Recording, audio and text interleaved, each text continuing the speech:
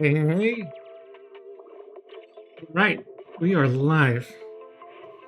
What's up, New Erdo? It's time. We've been waiting for it. Baron 5X here, and we're going to do 1.7 of Zenless Zone Zero. It's been a long wait. It hasn't been that long. 3 weeks is not that bad, and I've been like itching to get things going here. Okay, wait, I need to unmute everything. Okay, here we go. Now I'm live everywhere I should be. And audio's working where it should be. Okay, good. Welcome everybody. Baron 5X here. Ready to start things off. Okay, so alright. Setup all good to go. So without further ado, let's get into it, because I'm ready. My Polly is itching to get at those pools tonight, and that's how we're gonna start things off. So let's go ahead and get into it. Oh, we gotta download resources. Okay. Fine. Patience is a virtue. We've waited this long. That's what I get for not logging into the game earlier and doing all this. I did the preload updates, so I don't have to wait that long. But here we are. I guess we'll wait.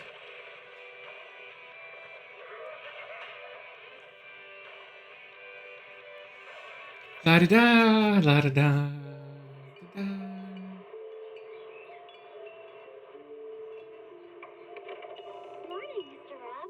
I wonder if any of this is going to change when Season 2 comes around.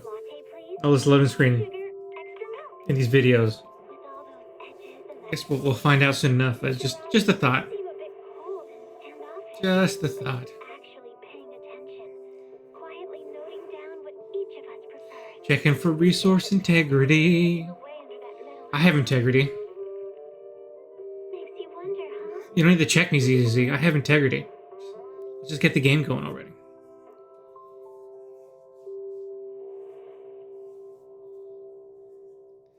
Let me pull for Vivian already. Confirmed. Please log in again. I have to log in again. Fine.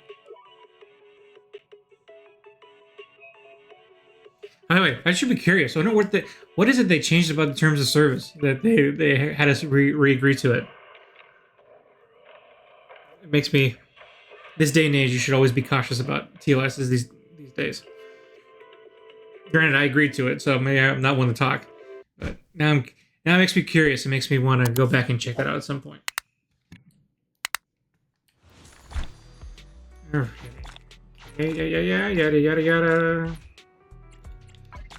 There we go. I might have stocked up a little bit just to increase our chances here. Okay.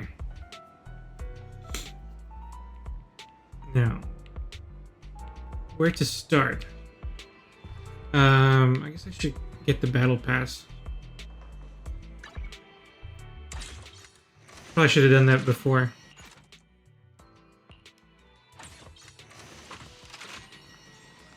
I'll be right back.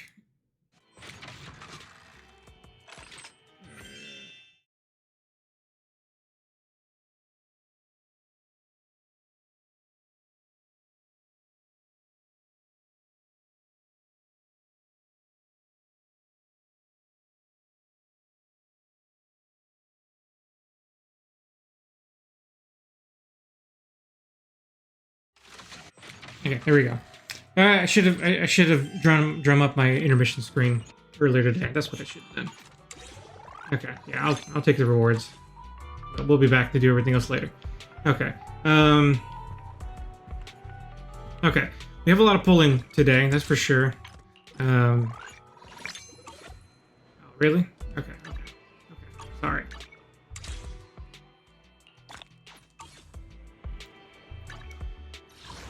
Okay, so yeah, we have immediately start off with we have the part B of our story, of course. The Say It With Flowers event is immediately available. Of course, our callback to our polls. Ooh, yeah! And then the all-new program, which we've already claimed our one for today. So, let's warm things up with doing the demo. That's a good way to start things off today, I think. Because I don't think I'm going to pull for Vivian until we have Vivian with us. So I'm going to have to start the plot a little early just to get Vivian with us. Okay, this is my first time actually playing it because I don't have any like content creator server stuff. Okay, after using base attack with the 4th hit, dodge, counter, quick assist, or other attacks, Vivian will enter the noblewoman state. At this point, pressing basic attack will trigger basic attack, noblewoman, waltz, and hitting the target will grant 1 flight feather. Additionally, performing these moves like an X special, assist, follow-up, chain attack, or ultimate will also grant flight feathers. Okay, so let's get us some flight feathers.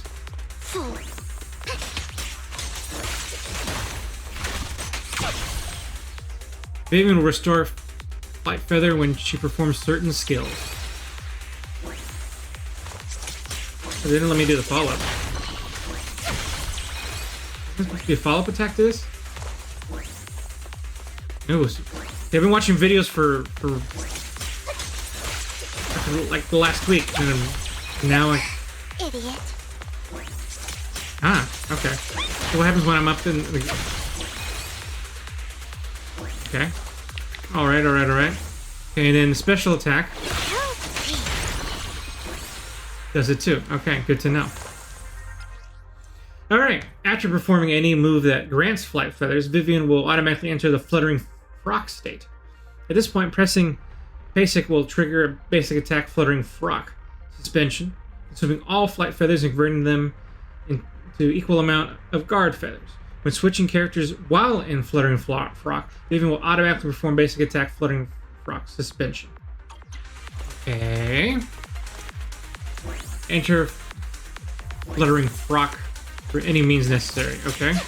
Do the basic attack then. Okay, during... Okay. There we go. So I guess it was just blocking me from doing this. This is what I expected before. Launching basic attack fluttering frock suspension will consume all flight feathers and convert them into the same amount of guard feathers, which we now have. Okay. Oh, there's a lot to understand here. When Vivian has guard feathers, if any squad member hits a target with an X special attack, Vivian will consume 1 guard feather and launch basic attack feather bloom at the target. If basic attack feather bloom hits a target suffering an anomaly, it will deal additional attribute anomaly damage based on the percentage of the original damage. If the additional ability is triggered when a squad mate applies the attribute anomaly effect, Vivian will also consume 1 guard feather and perform basic attack feather bloom on the target. Okay, so with guard feathers, launch an attack special for any character. I'm here. Alright. Here we go, we got the bloom.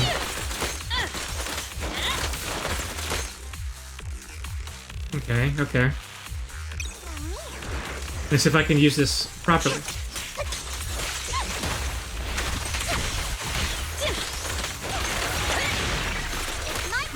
Ooh, lots going on there. Really? No end. Leave it to me. Who dares get between me and Lord Satan?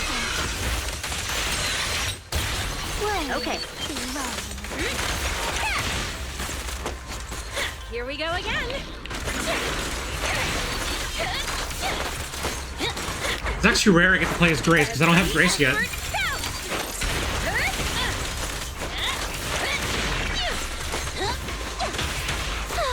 beautiful shooting star! Oh, for Lord Satan!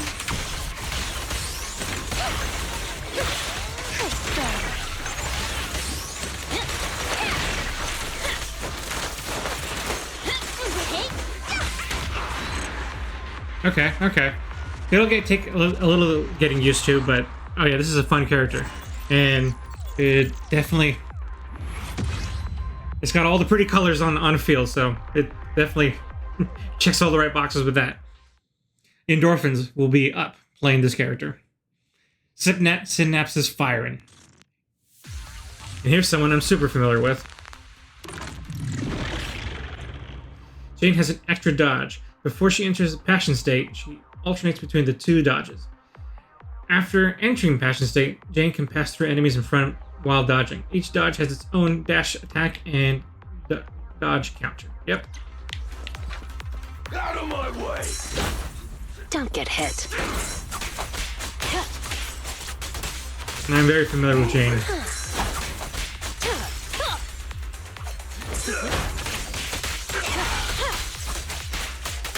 Out of my way!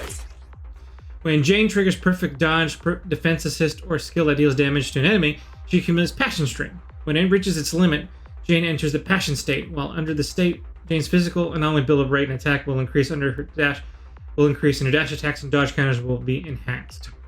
When Jane deals damage while under the Passion state, it will consume Passion Stream. Triggering perfect dodge or defensive assist while Passion Stream will restore Passion Stream. When Passion Stream is depleted, she will leave Passion state. Activating perfect dodge or damaging an enemy will accumulate Passion Stream. I am aware.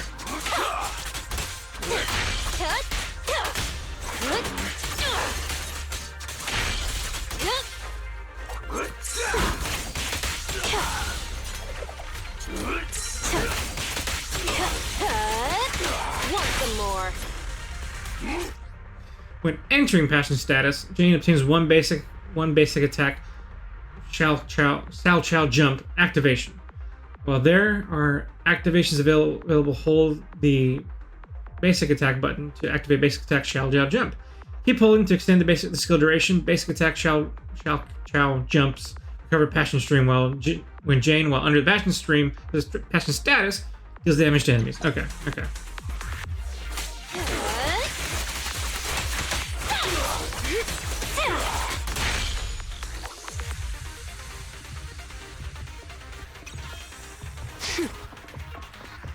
Oh, of course, I get the number one Do my teammate. best.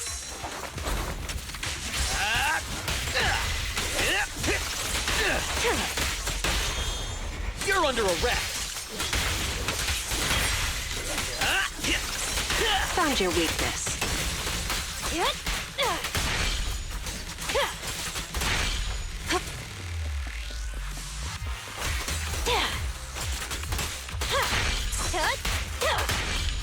I'll make it painless. Ow. I'll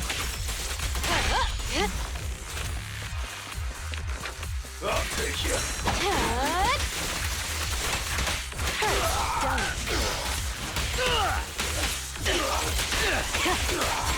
The final act begins now.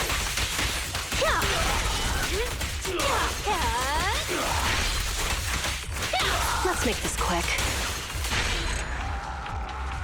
Yeah, I'm familiar with Jane, so this wasn't going to be much of a learning curve.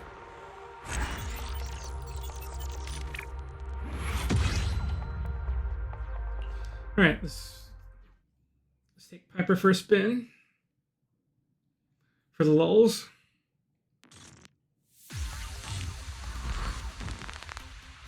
Look at that hammer! Yeah, we know how to use Piper. I'm not even gonna.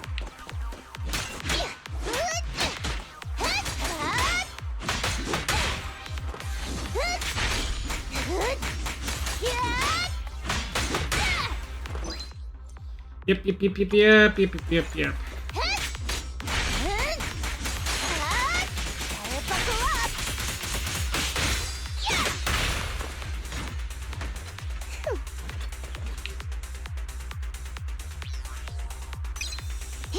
Piper is awesome.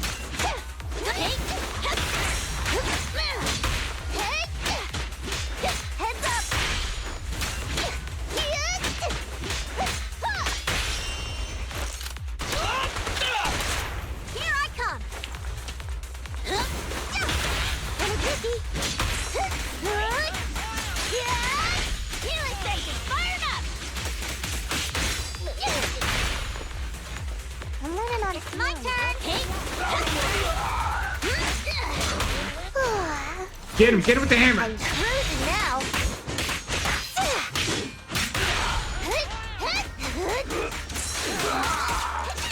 Starlight, shine bright! A beautiful shooting star.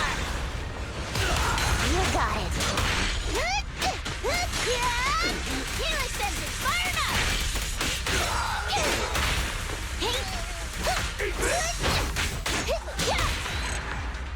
Well done. Well done. Good job, Piper.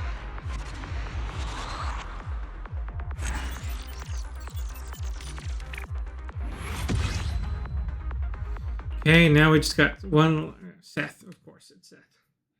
Welcome back, Seth.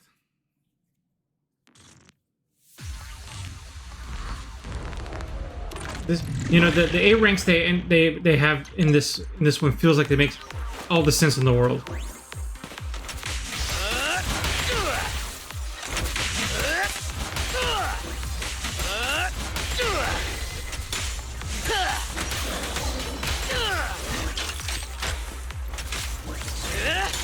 Accept your punishment.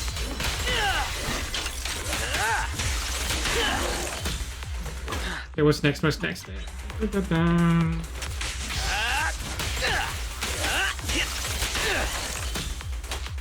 It's my turn. Seth in Oh, okay. position.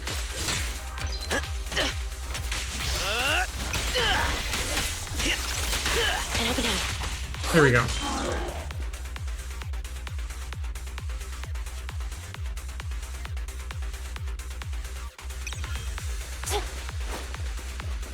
Da-da-da-da-da-da-da. I don't use you enough. Solid hit. Be gone. Steph, I promise I'll upgrade you and use you more often.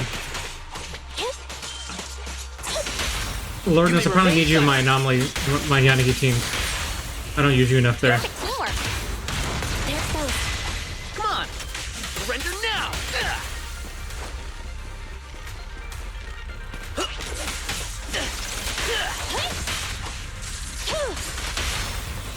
Make a great hit. And open up. You're under arrest.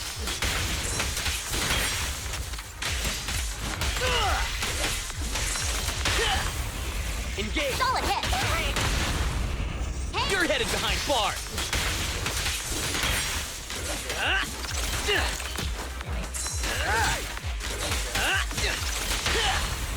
At your command.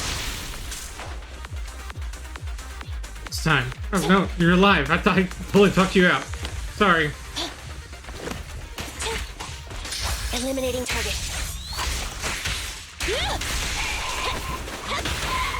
A beautiful shooting star. There's those. You asked for it.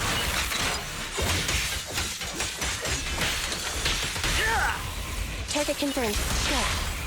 Turn over and you leave.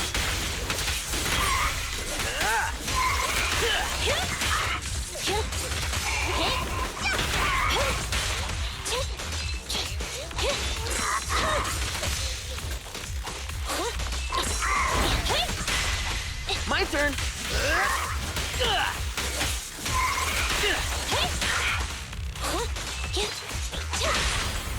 Great hit. Preparing takedown. Good job. Okay. That was a good warm up. Actually, I probably need to do a round of HIA too. I don't want to overload on energy.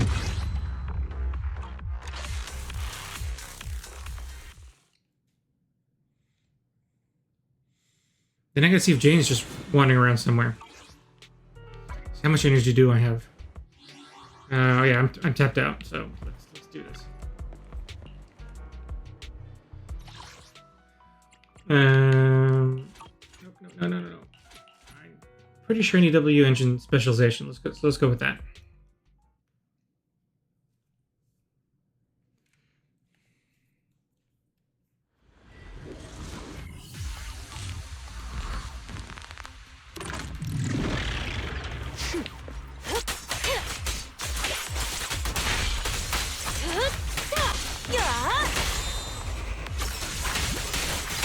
Guess I'll play it long. This is one of those fights where Bernice isn't all that useful because since one anomaly buildup will take out all these guys, it just doesn't seem like it's worth to bring out Bernice.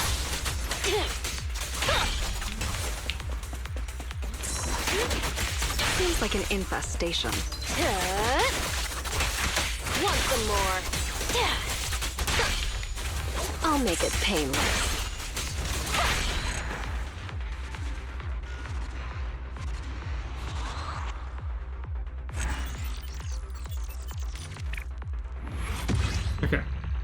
use that up. The rest I can save for later. Okay. Let's get to the important bits here. Okay. Let me use up whatever's here. Just wanted to let me know about that. Is it what it is? Mission-wise, tactics. Because I just discontinued tactics, so I guess that makes sense. Okay. All right. Now, Jane, are you out in the field anywhere?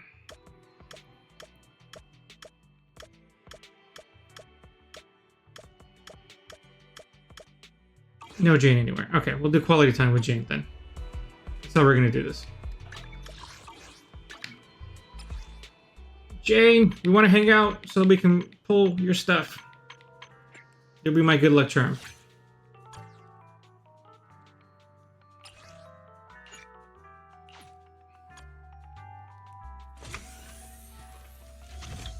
Going to the bus stop.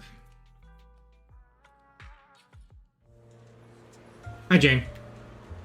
Finally, there you are. I've been waiting for you. Have you? Are you taller than me? Yeah, you are. Not that that bothers me, just was curious. Oh, what? You want noodles? You move me. Now that's amazing smell. It's making my mouth water. I do love instant noodles, but there's nothing quite like the lure of fresh hot noodles. Shall we grab some noodles together, young manager? Yes, we can. After we're done pulling for your engine, we will get noodles.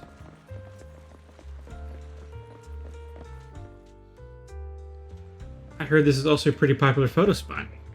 We taking a photo together? You don't have to look so excited, though.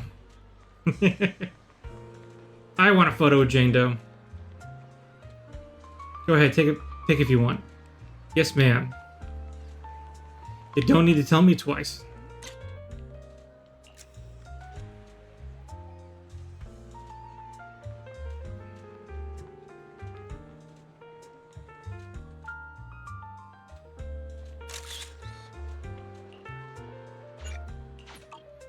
Yep, perfect picture. Yeah, of course it turned out gorgeous. I am a quality photographer. I'll let you in a little secret. There are people out there who'd pay good dandies for a picture of me. I'm about to pay good real world money for you, so you know what? I need you to give me some of that luck.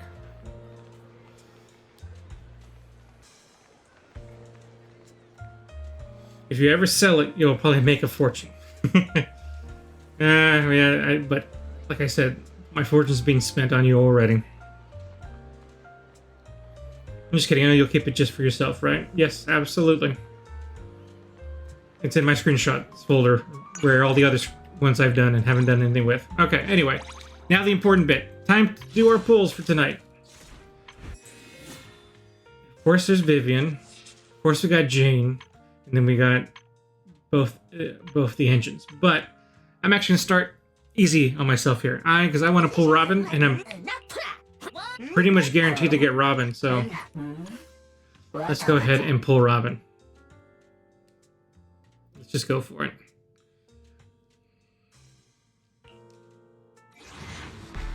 See how many rums I can pull of what I got. I got a good chunk of pulls. I don't know if it'll be enough.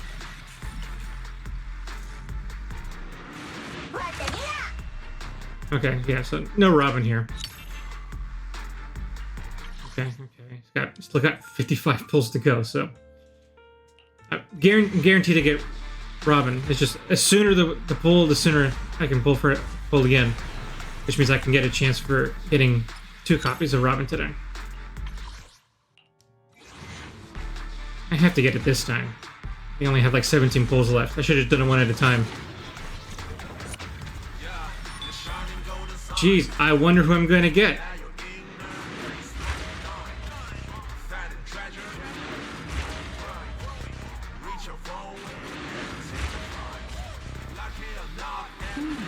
Robin! The Caped Busader. I literally just came up with that. I don't know if it's clever or not, but I came up with that and I'm happy with myself. Gotta take my customary screenshots.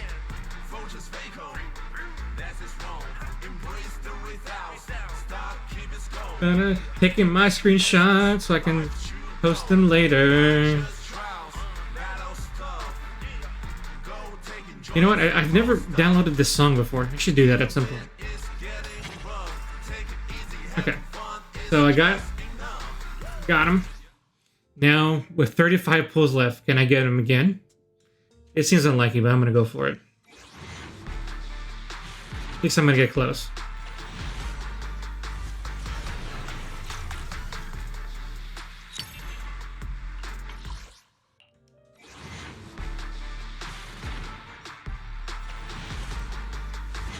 Oh yeah, we did it. Okay, we got two copies of Robin. Woo! Okay, that was quite fortunate of us. Good.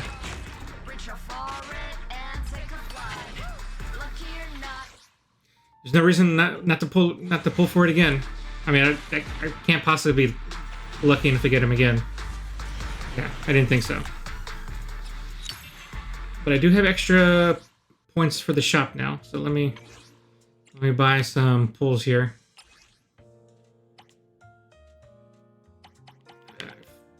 I never know how many I should keep in reserve.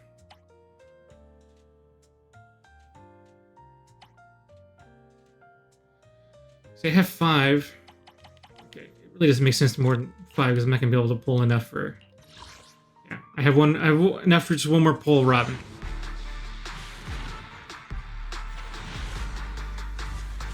Okay, no, that's okay. We weren't expecting a third Robin. That would have been real nice, but I'll get one eventually. Probably within the month. No, well, not in that. By next month, I'll have a second Robin, so it's all good. Okay, so now the real stuff. So my priority number 1 is to get Jane's signature weapons. I didn't pick that up last time.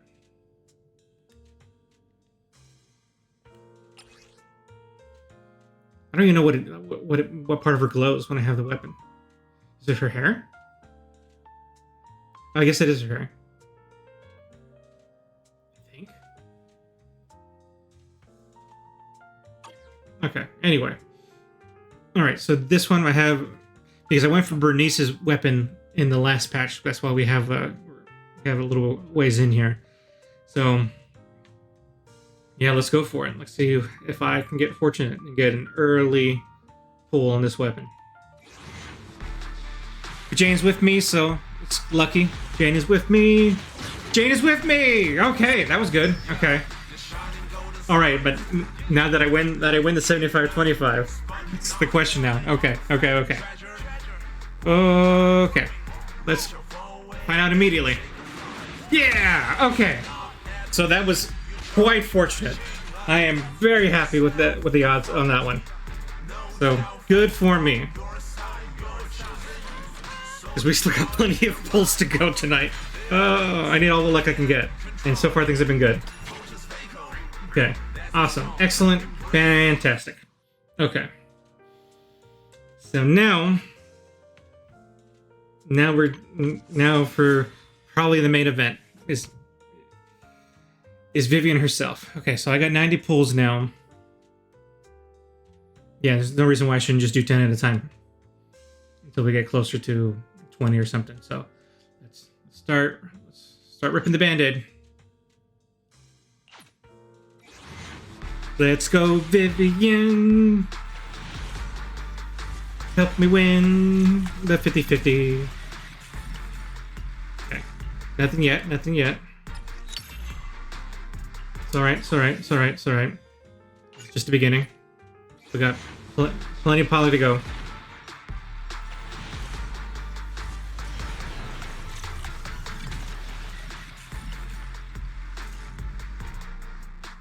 Okay.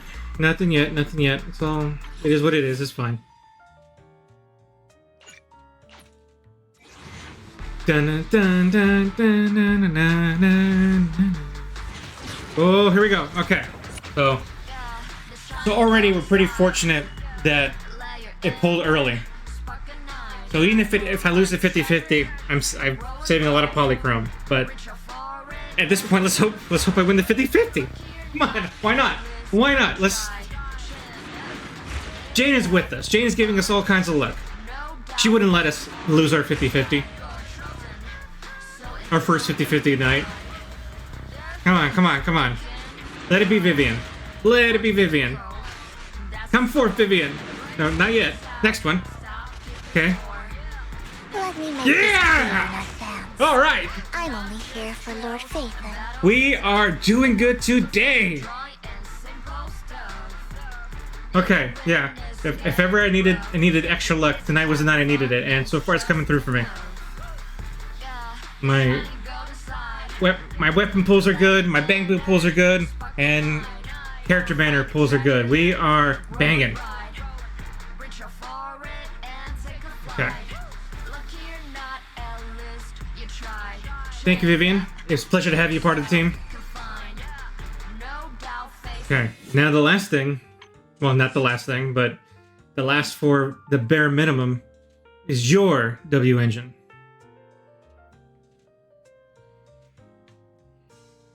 Okay, let's go for it. Dun, dun, dun, dun, dun, dun, dun. I have no rhythm, I can't do the song. Okay, it is what it is, it is what it is, it's fine. It's fine.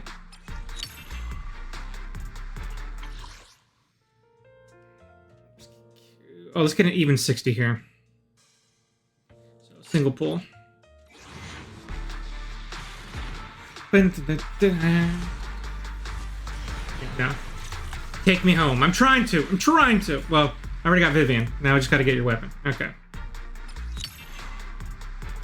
Okay, I got Vault. I think I've maxed out in Vault already, so nothing too exciting there. But it's okay. It's okay.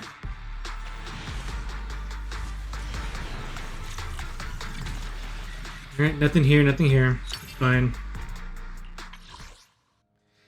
I wonder if I have enough, if I maxed out Seph's weapon. I actually don't know if I've maxed out Seph's weapon or not.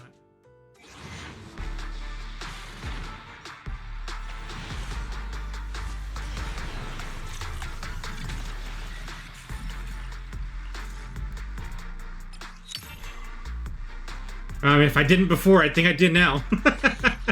Because I had plenty of copies. I just don't know if I had 5 copies of it already. 6 copies? I forget how many. Max copies. Oh, sis. Okay. So yeah, not getting an early pull from it looks like. Can't have the luck all the time, so I'm not too angry. Not angry at all. I didn't need to take a picture of that. Whatever. Okay. So we got 30 pulls left before we hit pity.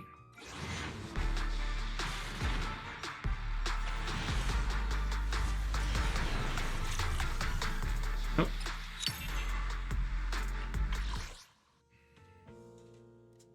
Okay, we're at 20, so I'm gonna start doing these one at a time.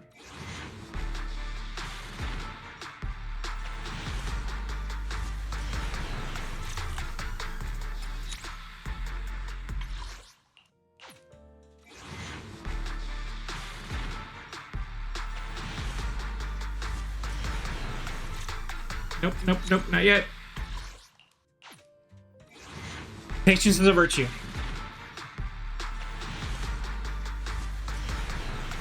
Nope, nope, nope, nope.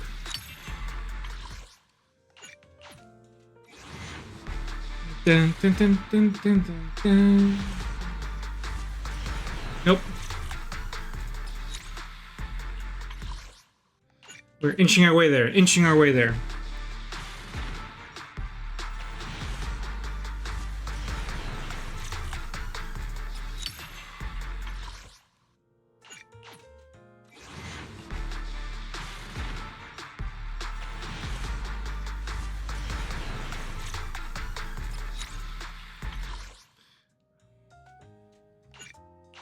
Keep it going, keep it going. Keep it moving.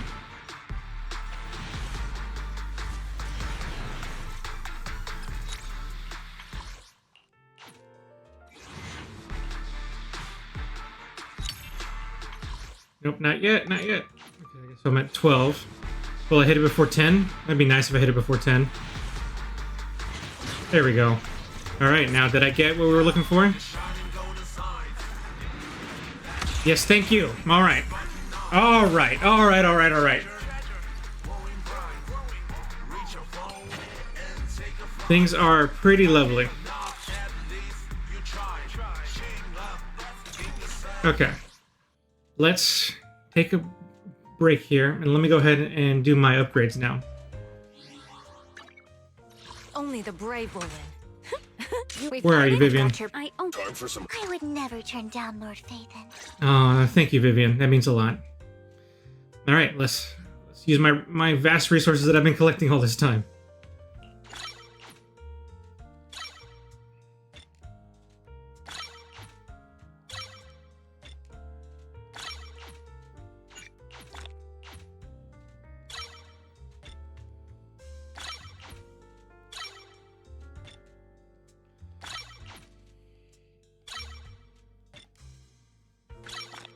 All right, sweet. We did that. We're good there. I'll go ahead and claim all this while we're here. Probably have enough to do a pull for the standard banner too. Okay.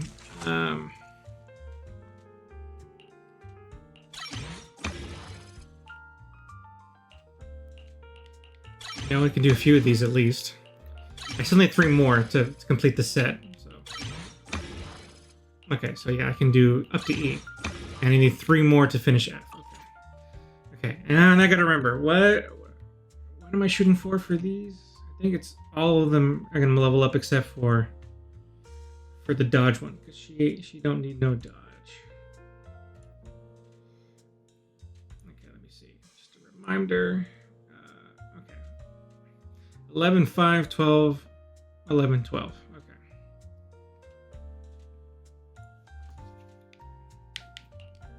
I'm just taking this to level 5.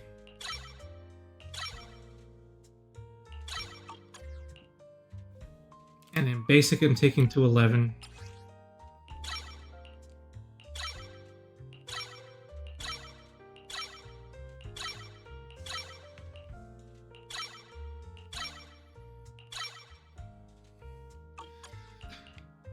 Okay. Chain I'm taking to 12.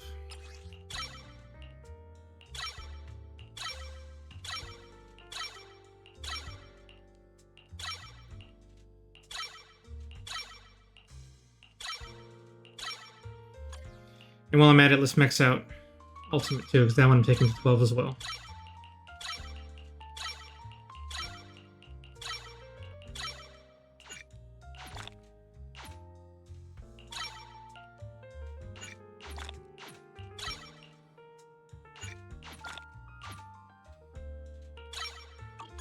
Okay, and then lastly, her special.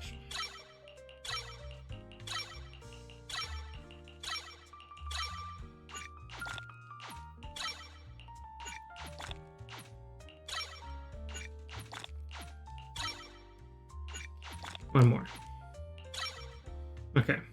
And that's enough for now. With that anyway. And then equipment, of course. I'm not going to bother with the disc yet, because I know I have discs. I just don't know if I have everything I need. Or I don't have the right ones. That one's going to take some actual, like, work here that I'm not going to bother to do here.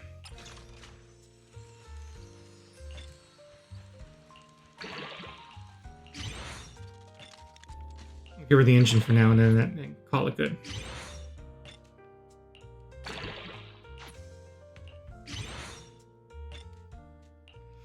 Ooh, all the pretty numbers going up.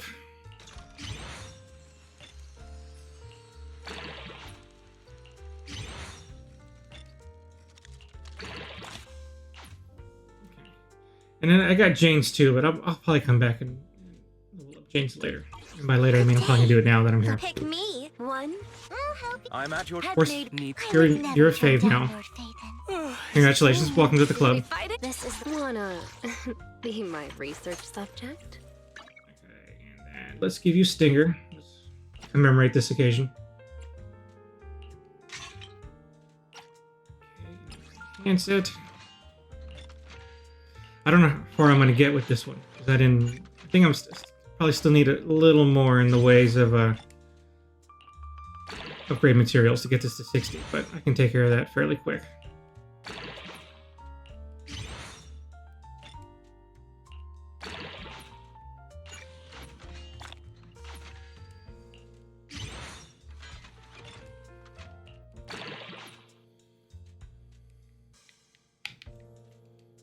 Oh yeah, and look, I still need anomaly. Yeah, I still need some more items, so no surprise there. Okay, what are my base stats at now? 405. So I'm getting. I forget what the math was to whether I get crit. It's 1.6 per AP. So does that mean I finally have enough? Let me do some math. Let me do some math because I'm curious to see how far I'm here. So 405 times 0.16. Wait, did I do that right? 450. 405 times 0.16. Oh, okay. Yeah, so I now have enough AP where I'm getting 100% crits on my assaults, which is part of the reason why. I wanted that.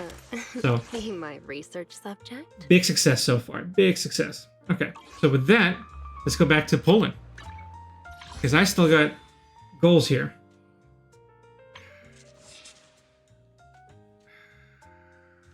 Let's see. Let's think about this. I think I want to I think we should go back and forth.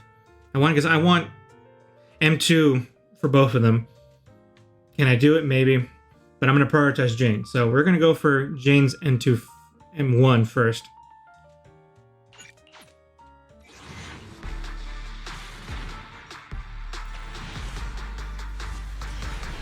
Let me get to let's get to a 5. And then I'll start pulling 10 at a time from there. Okay. Okay. So with that, 10 at a time.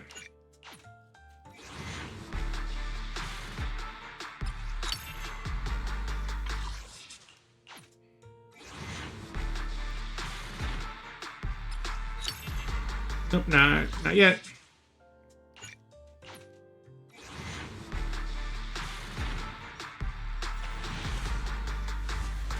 Nope, not yet.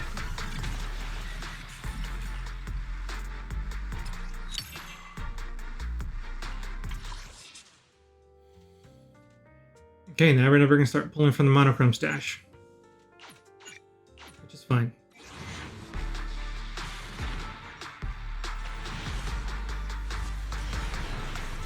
Nope, not yet.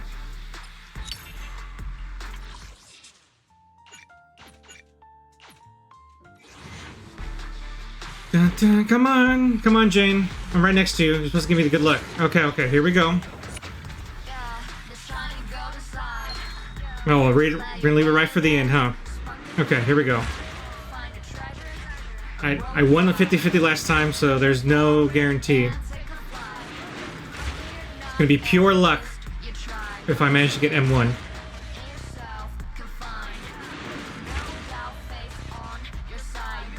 Officer Seth. Okay, cool. Okay. Nice to meet you. Yeah. Now who we're waiting for, so. Okay, here we go. Oh, okay, I was too early. Okay. I was miscounting, I guess. Soldier 11 Yeah. reporting for duty. Okay. Ready It for was bound to action. happen eventually.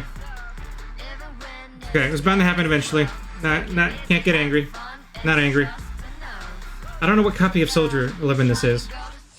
I wouldn't mind Grace, guys. It's the only anomaly character I don't have yet, and I'm the anomaly guy. At least give me Grace if you're gonna make me fail the 50-50. Okay. All right. Let's do 5 so we get to the 15.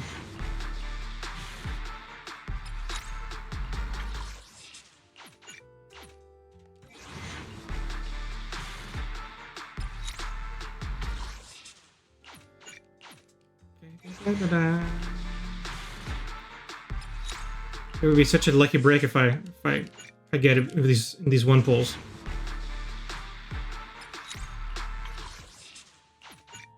Because now we know the next one's going to be M1. Whenever the next success is going to be M1. So we have that to look forward to. All things considered, that pull came early, so it could have been way worse. We're doing pretty good for it coming early. My luck so far tonight has been with early pulls, except for the one engine pull. Which, again, is fine. It can't be all aces all the time. Okay. 65.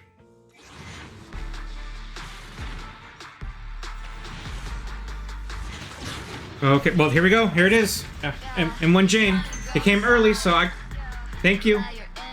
Thank you. What can this little old trucker do for ya? Good to see you, Piper. And now M1 Jane. Oh, okay, sorry. And now M1 Jane. Ugh. I need to learn how to count this, I guess. Okay, now M1 Jane. Ready to get cuffed? Give me your hand. She said cuff, right? It sounded like something totally different. But okay. Oh, did anybody else hear what I heard? Maybe it's just me. I have Jane brain rot, so maybe I heard something. I heard something completely different. Let's put it that way. Okay. So we got our M1 Jane. Now, here's what we're gonna do. I'm gonna go for M1 Vivian, and then once we get M1 Vivian, go back to trying to go for Jane, and then go back again until I'm out, until I have no more, because that is the one goal here. So yeah, I might even stop at M1 Vivian, because yeah, we'll see. I might stop at M1 Vivian.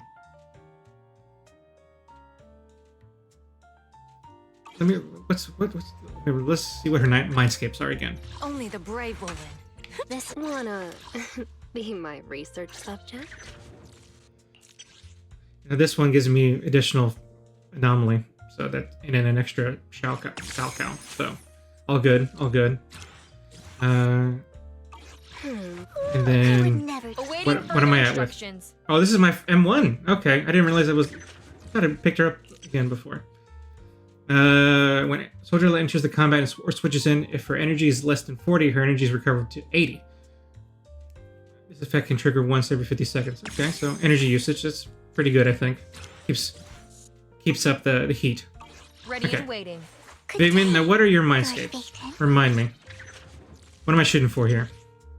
When a total of 4 guard feathers are consumed, gain 1 flight feather.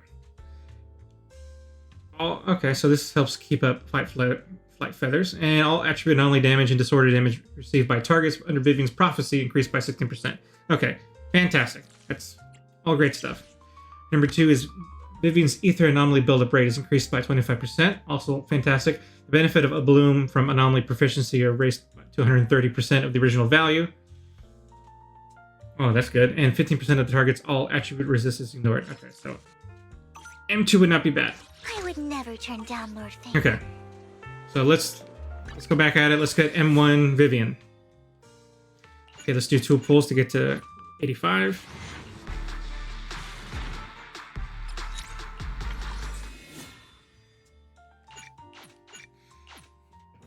First hour is going to pulling, just like we knew it was. But again, that's okay. It gives us plenty, 2 hours to do story. Okay. Now we do our 10 pulls.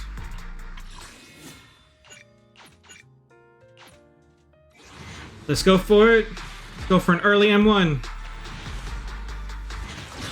Oh my god! Yes! Okay.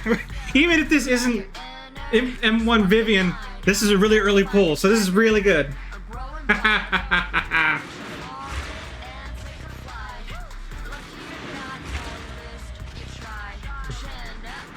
Alright, here's the next one. Let's go. M1 Vivian! M1 Vivian! Oh, okay. That was too early. So I used up my energy on that. I'm sorry.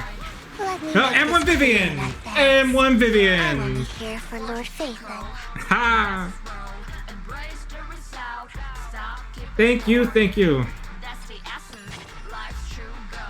The luck is... Oh, luck be a lady. Okay. Now we can guiltlessly go after... Oh, wait, we're at a straight 85. How nice of them. So we can go... Now we can go straight for M2 Jane without much worry. We have plenty of poly. Oh, don't say stuff like that, Eddie. The game's gonna backstab you if you say stuff like that. No. Game, you've been good to me. Continue being good to me. This rate, I might actually have enough for an M2 Vivian, despite it all.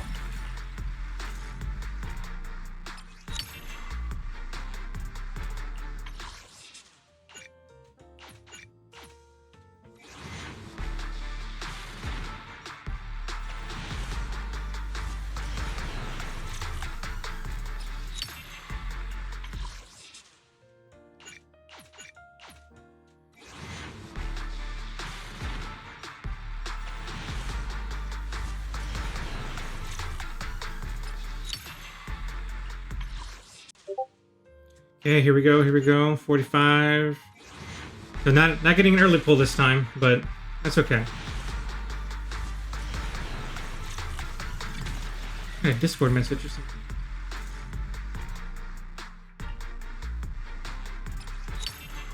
Who'll be messaging me?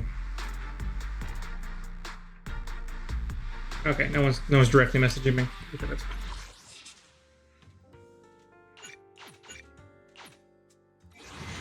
Alright. Here we go. Here we go. 1, 2, 3, 4. And that is at the fifth one, so 1, 2, I think. I don't know. I couldn't tell what count that was. Ready Yeah. to get cut? Give me your hand. Okay, I clearly don't understand wherever the television position is and the number of times it goes through. I clearly don't understand that. Okay.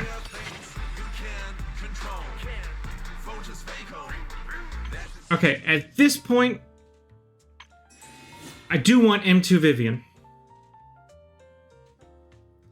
But at this point, I have to think about it. Because now that my goals are all but complete now, thankfully, I have to start thinking about 2.0.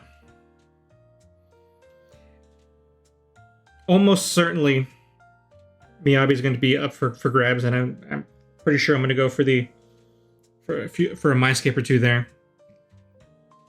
Caesar might be coming up, and I at least want her signature engine. I don't know if I'll go for Mindscapes as good as they would be, but signature engine for sure.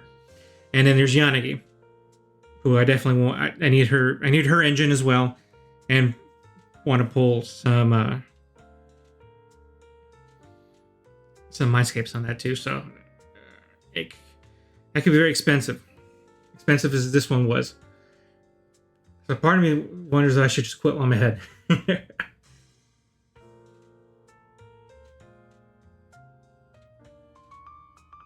You know what? No, I don't want to do it. Let's see what the 50-50 guys will do for us. I will go until I hit the 50-50. And then I'll stop. Because then I'll at least have the guarantee.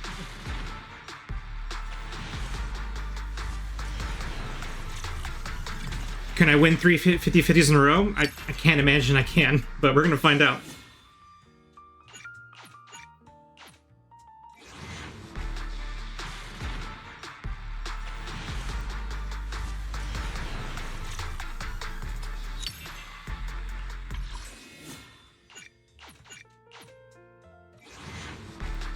I might not even have enough. I only got like five pulls left.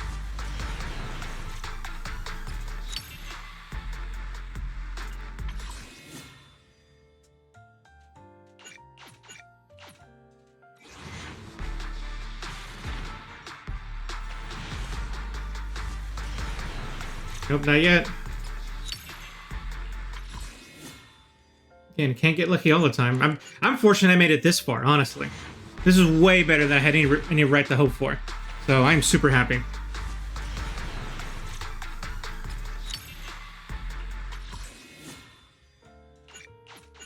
Nearly there.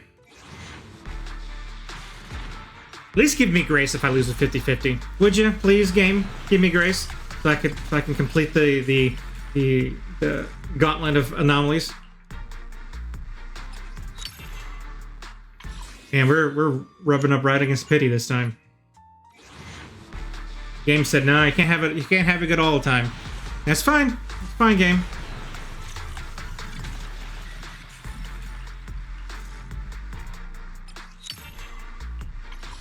Right, just now one at a time. This is, I guess I'm guaranteed an A rank this time, if nothing else. Yeah. Yep.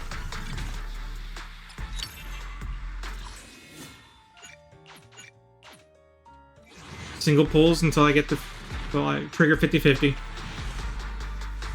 There it is. Okay, here we go.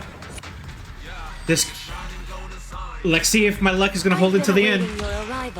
Could have at least been Grace. That's okay. Rena's good. I use Rena. But it would have been. I want Grace so bad. Just so I can complete that. Okay, it's alright. At the end of it all, we did really good. All things considered. So now I'm definitely going to wait until the announcements to see what is coming up for next time. Because all this assumes that none of the two characters popping up are going to be anomalies or supports that I think will be useful. So we'll see. We'll see. Okay, that's enough. We had our fun. Now it's time to actually... What did I achieve? Spending Denny's? I guess I did all the upgrades, I think. Okay. So let's go do these. Cinema 2. Adapt the environment, which means I get 100% crit damage now instead of 50%, which is fantastic. And 50% damage ignore. So fantastic. Jane is going to do great things for me. Vivian. You have my good day, Lord Phaeton. Good day. We'll at least get one of these for now. We'll see. Depending what's coming up on 2.0, maybe this is where I'll stop. Down, Lord Phaeton. Okay. Oh, who else? What did I forget? Good day. Awaiting for touch me too. Oh, Rena. 1, 2. This is my first copy of Rena. For. After being sent out to launch an attack, Drusilla and Anastella stay in place for an additional 5.5 seconds before returning to Rena. Buff gained from core passive mini destruction partner by character within 10 meters increased to 130. That's good. That's helpful. Makes Rena even better. Which, honestly, is what I wanted to give Yanagi more supports. So, this is right up that alley. Arena at your service. Okay. Enough of all this. Now time to actually play the story.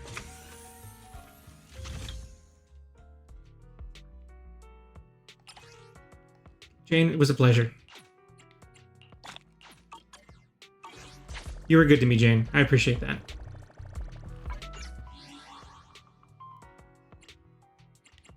Checking my mail. Maintenance stuff. Oh, so more polys. Good. Could have used it a little earlier, but that's okay. Let's go do plot.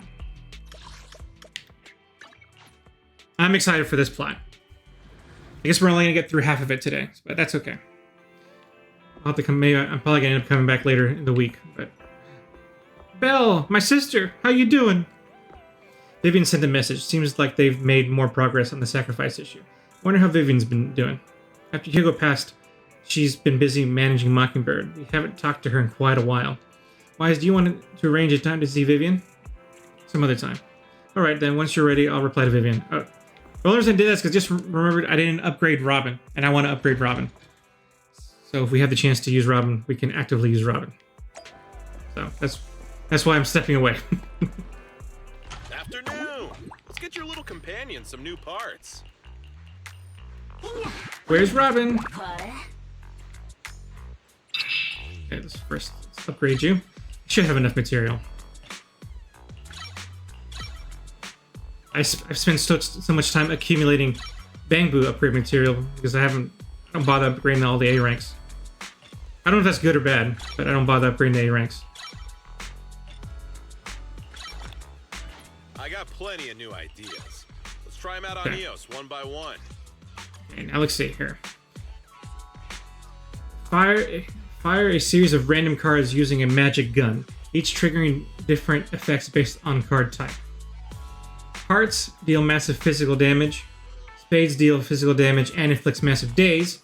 Crowns deals ether damage and accumulates massive ether anomaly buildup. Okay, so that's all very good. I got No, plenty no, no. of new ideas. Sorry. Let's try them out on EOS. B one is by when one. there's at least one Mockingbird character in the squad. When the on-field agent in the squad meets the specialty requirements, the active skill fires a fixed card with a buff. Attack fires only hearts, increasing damage. Oh, okay, here we go. Anomaly fires only crowns, increasing anomaly build-up by 112%. So that sounds really good. I got plenty of new ideas. Throws a magic grenade Try 'em out forward, on dealing EOS one anomaly by damage. So this is mostly anomaly and mostly build up for anomaly, because I'll be using mostly anomaly characters with Robin. So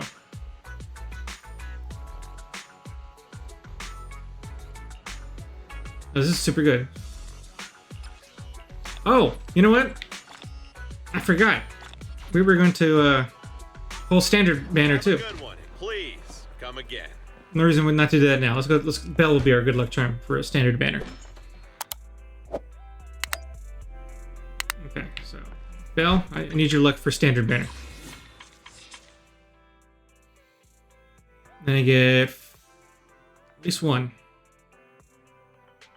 Probably not enough to get anybody, but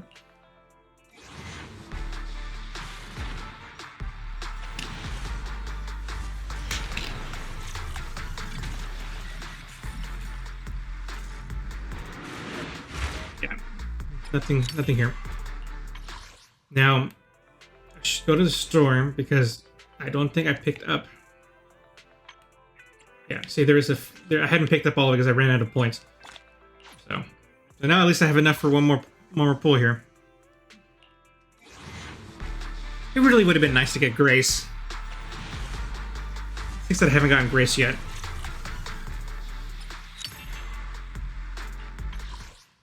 Okay, so use those up. Okay, so we're done here. All right, now let's talk to Belle. Let's get the show on the road, Belle.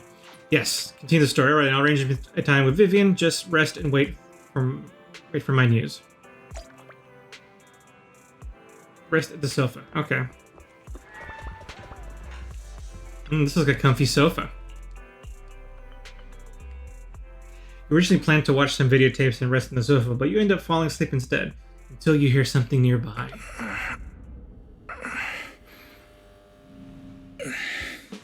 Peekaboo. Should be Vivian Peekaboo. Lord Phaethon! Yeah, there you go. Phaethon, this time let me. Vivian? Vivian?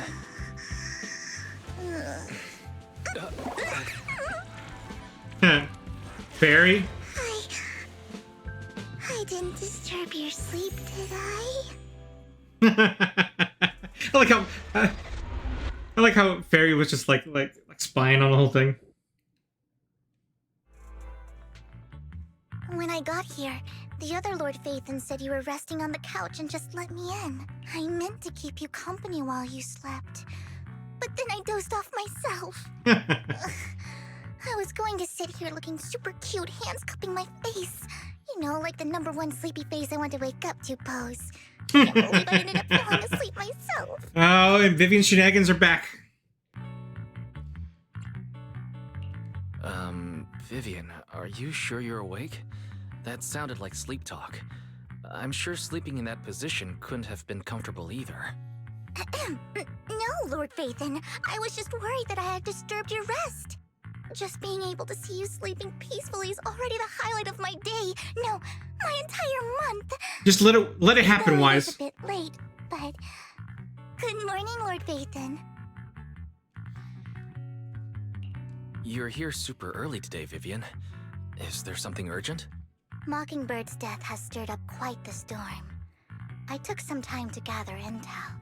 It seems someone deliberately leaked the story that Hugo is an illegitimate child of the Ravenlock family.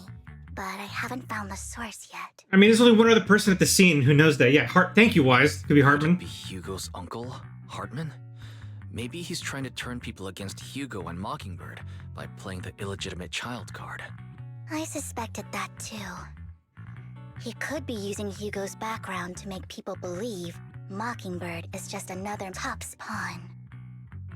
I mean, it's a good tactic. To the upper class, Mockingbird may be insignificant, but it has a loyal following among regular folks. But after some digging, I was surprised to find that the public isn't turning on Hugo. They're actually starting to see him in a better light. Some people feel bad for him. Some relate to his struggles. And Hartman's the one getting all the heat. Public Interesting. outcry against Hartman is growing, with many believing he murdered Hugo for his own selfish gain. So maybe it was that Tops secret is lady. hosting an industry summit this week, a responsibility usually handled by the Ravenlocks. But my sources tell me another family has taken over this year at the last minute. If I'm not mistaken, Tops is intentionally keeping its distance from the Ravenlock family due to the current public sentiment. Hartman won't just give up like that. Or could it be that someone's trying to get rid of Hartman? Is someone trying to take advantage of this to get rid of both Hartman and the Ravenlocks? I think Hartman knows this too, which is why he's completely vanished. No matter how hard I search, I can't find a single trace of him. Hartman must have taken the sacrifice core. Now that he holds this bargaining chip, he is definitely going to negotiate his way out of this with the Exaltists. Bum bum bum. Sorry for interrupting. Can I borrow Wise for a minute? Oh, no problem at all. I'm sure you have important faith in matters to discuss. Take your time. I'll just be waiting outside. Outside. Wait, don't go outside. Oh, don't mind me, Lord Phaethon.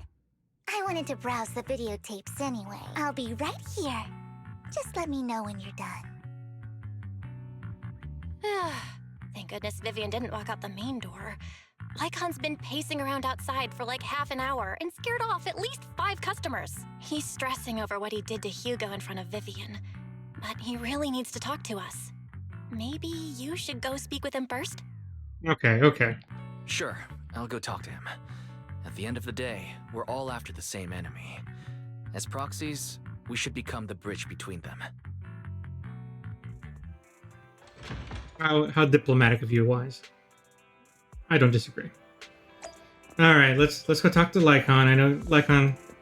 I didn't get a chance to read what he said. Repeat it so I can see what you said, Lycon. Repeat that.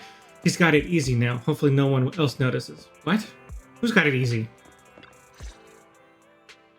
Good morning, Master Proxy. Good morning. Good morning. Belle just let me know you wanted to talk to us and Vivian about something? Yes, it's an urgent request from the mayor, one that directly affects New Eridu's safety. However, before we get into the details, as a former member of Mockingbird, I'm concerned about Miss Vivian. Hugo made many mistakes and betrayed the principles of Mockingbird, but I'm certain he didn't intend to put Miss Vivian or you in danger. I don't know Miss Vivian very well, and I was the one who took her companion's life. I might not be the right person to comfort her, but I hope she doesn't regret the choices she made, or lose faith in the path she chose. Vivian Yeah. doesn't seem down at all. In fact, she's been actively gathering intel. I think she's handling this with even greater calm than I am. That's saying something. If you're feeling bad about what happened with Hugo, it might be a good idea to talk to Vivian directly. From what I've seen, she's not as fragile as you might think. That's reassuring to hear. Didn't you? I trust your judgment. Why didn't you see her You've always had a PVs? sharp eye for people. Be Would good you to her, mind Wise. Coming in with me. I'd like to apologize to Miss Vivian in person. Okay. Sure. But just to be Family clear, counseling. I'm staying neutral and not picking sides. You both have your own stance on this. As a proxy, I'll do my best to help facilitate honest communication. I respect that. Thank you. What's about the heck get heavy? You return to the video store with Lycon. Vivian doesn't seem to have much of a reaction to Lycon's arrival. Miss Vivian, I'm very sorry about Hugo. You don't have to explain anything. I'm also part of Mockingbird. Mockingbird stands on more than just gain, so it won't fall when fortunes shift. Hugo had his fixations and ambitions. I also have things I must see through. I'm determined to get to the bottom of the Exaltists and the sacrifices. I like she's got that serious voice now. As a former member of Mockingbird, you have my deepest respect. You have my word, whatever comes next. I would never harm you or Master Proxy. As for Hugo, please, accept my condolences. Condolences? That's not necessary. Mockingbird has plenty of tricks up its sleeves. This isn't the kind of act that ends so easily. Wouldn't you agree? You're right. Yeah, I love how Vivian's back in that like serious talk mode. I'm glad you guys are on the same page. But why do I feel like I'm being left in the dark? Master Proxy, I believe we all share the same goal. Uncover the truth of the Exaltists and the sacrifices. The mayor has tasked me with inviting you to take on this mission, and hopes we can work together moving forward. If the mayor wants to work with us, I trust he will demonstrate his sincerity in kind. Mockingbird will not serve as a pawn for the powerful. That will never change. Of Hello. course.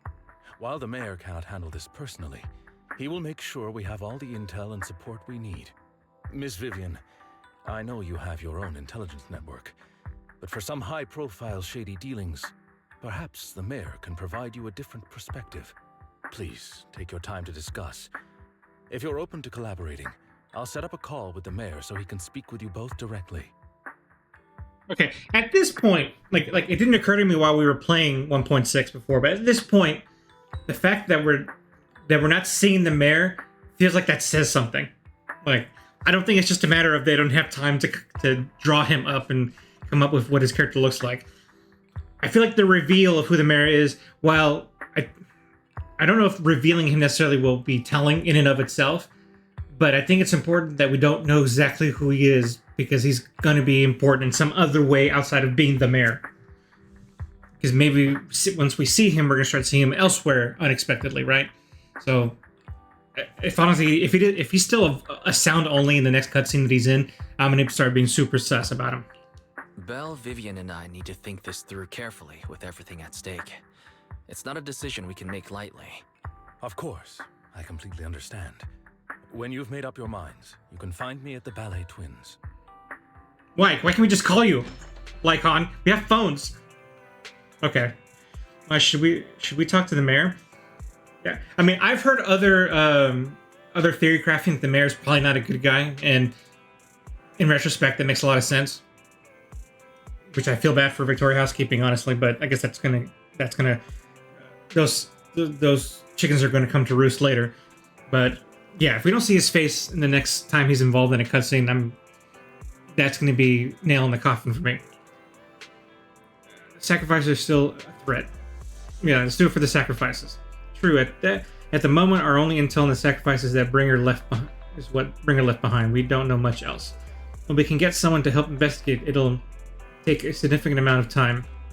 Time is something we can't afford to waste, so working with the mayor is a good option. What do you think, Vivian? As a member of Mockingbird, would it be against your values to work with the mayor? Mockingbird isn't just about going against authority. Mockingbird hopes that all people can be given equal opportunities and treatment.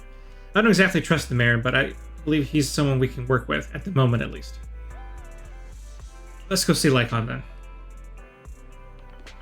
Everyone, into the Faith... Oh, Pathon. I was basically Pathon. Everyone into the Faithin Mobile. Da-da-da-da-da-da. Officer Mew Mew, help us out. You can be our new agent.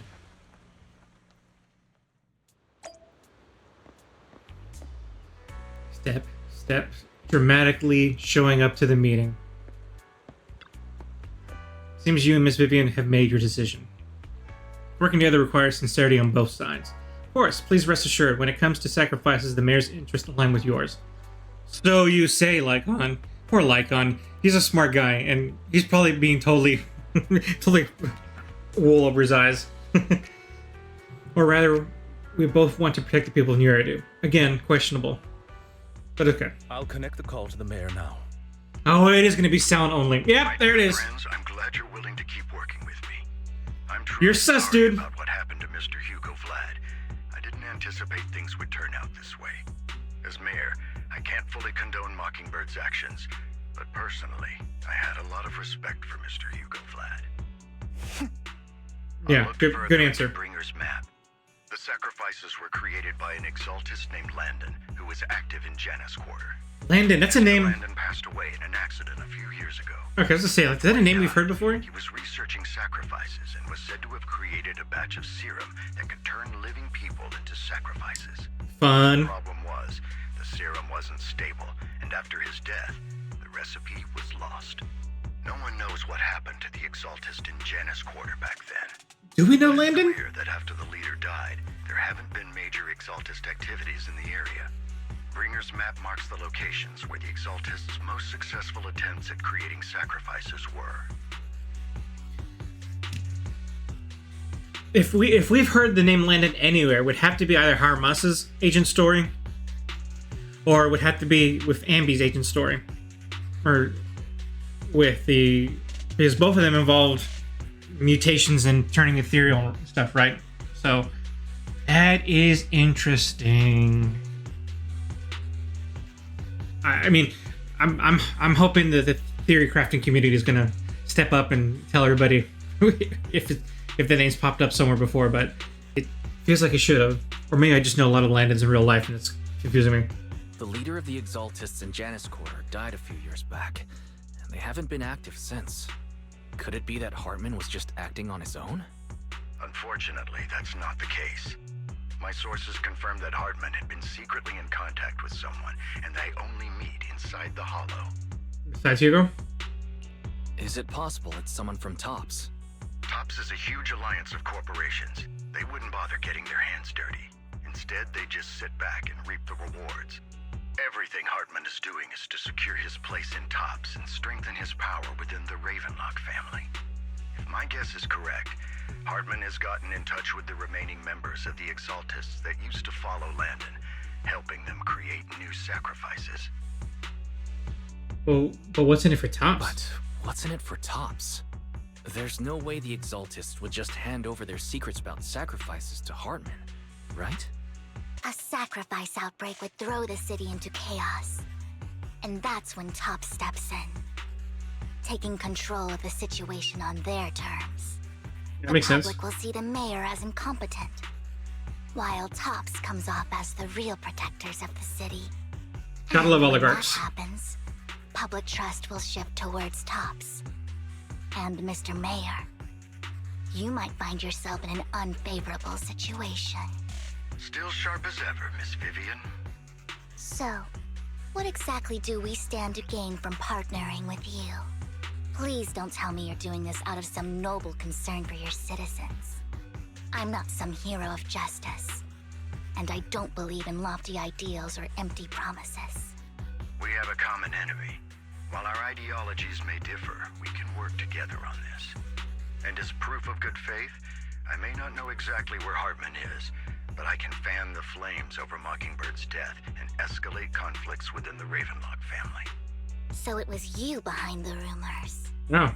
Yep. No wonder I couldn't trace the source of the public outcry. I'm not the one who started the rumors. I just helped them spread faster after they leaked. And I pulled a few strings to make sure the story painted Mr. Hugo Vlad as a heroic figure who was unfairly persecuted. As I said before, I had a lot of respect for him, and I'd be happy to clear his name. We're tugging on Vivian's heartstrings. For collaboration. After looking into it, I found that the dormant sacrifice you discovered wasn't the only one. There are more places where sacrifices might be lying dormant. Too many eyes are on me right now, so I can't send my own men to deal with it. Oh, here we go. I'd like to ask you to retrieve the sacrifices from those locations. Is this where she's gonna come in? Dispose of them once you do, so no one will be able to use them again. Or you're gonna... On top of that, I've asked a friend to help monitor your physical condition, and maybe even uncover more of your potential. Her research overlaps with your teacher's work. Interesting. You don't need to worry about her capabilities. She's a Void Hunter rank special investigator. Our teacher's research. Really? A Void Hunter rank special investigator is going to be assisting us? And she's involved in our teacher's research? That's right. She's heading to Janus Quarter for some business. I wanted to set up a formal meeting, but she declined. She prefers to assess things on her own, and will reach out when the time is right. She'll let you know the details then. So it looks like you both are on board with this commission and ready to help recover the sacrifices? Fine. Okay. This affects a lot of ordinary people in New Eridu. We'll do our best. I know you won't let me down. Given our positions, we might not be friends, but we're definitely not enemies. I'll leave the rest to you then. I've got to go. Goodbye. Glad the two of you have decided to continue working with us. With your help, we are sure to successfully recover the sacrifice. I have other business to deal with, so please excuse me. If you require anything, please feel free to contact me anytime. Lycon leaves thereafter. Lord Phaethon, shall we head out now? Let's head into the Hollow. Let's do it! Get some playable Vivian. Okay, no. I can't choose my own Vivian, right? Yeah. Who do I want to accompany Vivian? I mean, I guess Jane. Why not Jane? Take me. I have two. Looking for a Sukaku? A new Kaden. Ready? Good day. Can I do double Vivian? No, I didn't think so. Awaiting. You have Starlight, how can I help? We're doing Jane. alias should I use this time?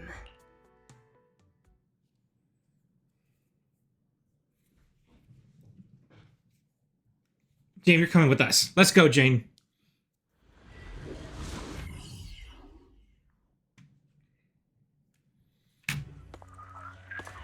Look at that strut. The Vivian strut is elegant. Yeah, we did the tutorial. Lord Phaethon, thank you for trusting Mockingbird and me. Here we go for the long talking cutscenes. Gotta go in circles until you're done talking. Okay. So it begins.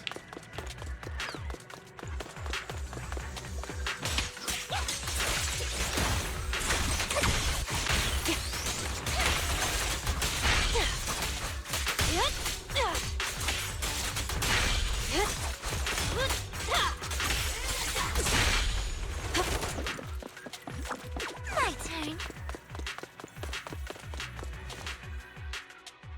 Has someone already taken the dormant sacrifice from here? Or did the Exaltus decide to relocate it? No. If these dormant sacrifices aren't handled carefully, they could awaken and turn against anyone nearby. She wouldn't risk moving them unless it was absolutely necessary. Who's she? Hey, what do you mean? Who's she? Did she realize the mayor was looking into this? Who's she? Just as Vivian's talking to herself, you hear another voice of someone debating. You don't know who it is, so you pull up to her side to listen. So it is you. So it is so you to. You don't know who it is, so you to. Oh, it really was bad English. It was like, that was a bad translation because I could not read that. Did Hartman just make up this intel to get a shot working with us at Tops? I've been walking around forever and haven't found a thing.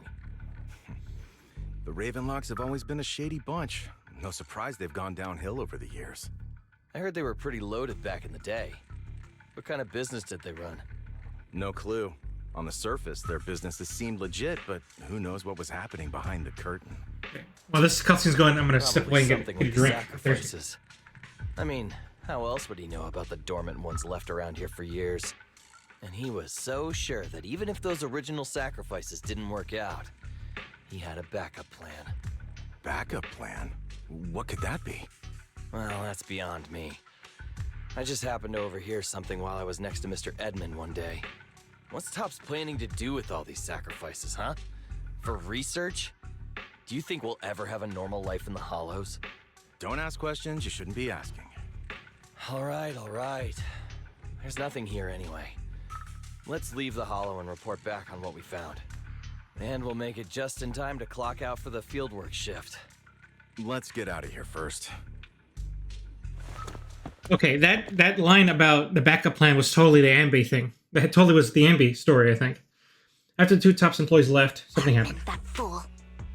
He'll do anything to get into Tops, even if it means playing with fire. She's an Exaltist. Human lives have never mattered to her. The more people get dragged in, the greater the danger. Ooh, yes, thank you. Who is the she you're talking about? Vivian, you seem a bit frazzled. Who's this she you keep bringing up? I apologize for losing my composure. Please don't mind me. The she I'm referring to is with the Exaltists. Someone I have a history with. That's why the moment I heard about the sacrifices, I felt compelled to uncover the truth. I never meant to hide anything from you. It's just that, for me, the Exaltists bring back painful memories. And I'm not ready to face them yet. So, Lord Phaethon, please give me a little more time. Once I've gathered my thoughts, I promise I'll tell you everything. Whatever you say, Vivian. Whatever you say. Sure, I'll stop asking. What's more important than an unspoken past is the person standing in front of me now. As for everything else, we can talk about it whenever you're ready to share. Lord Phaethon, if we weren't in such a hurry, I'd spend 3 whole hours singing your praises. Aww. I'll make note of this and make sure to get it done before bedtime. First things first, let's track down those dormant sacrifices. I love Vivian. The Exaltists have probably realized someone's after them by now. I wish we knew what Hartman's backup plan is. We do! It's Ambi! The Ambi storyline, right? That's gotta be what it I is. just can't shake the feeling that Maybe it did produce results. Well, I think something bad is about it to did. happen. Not spoiler, but something I observed. Don't touch me. I think the trailers for this made that clear that the backup plan did work out. So I guess Ambi, the Tammy's, what's her name's research did work out.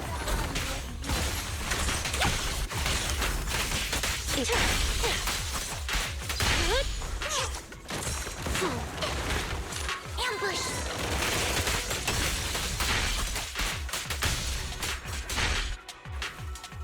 His dormant sacrifice is gone too. Could it be? Who could it be, and how do they know the locations of the dormant sacrifices? Let's check the next location. Hope this doesn't become a nightmare for New Eridu. Hugo may have done terrible things, but he had his reasons. Wait for the Mockingbird dialogue. might be seen as the bad guys by a lot of people, but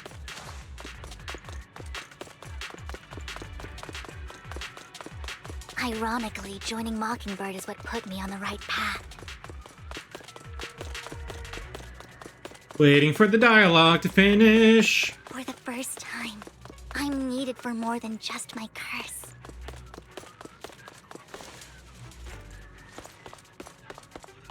Okay, here we go.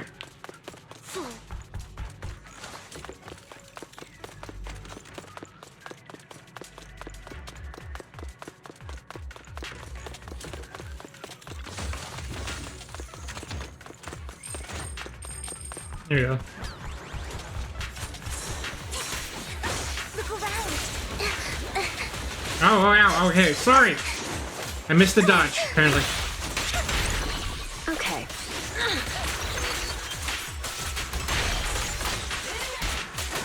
Let's make this quick.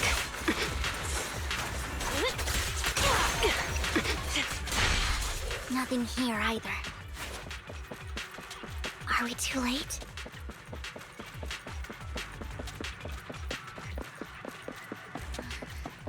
There's someone up ahead. There is. Oh, there it is. There's the lady. Probably the lady that Vivian was talking about, if I had to guess.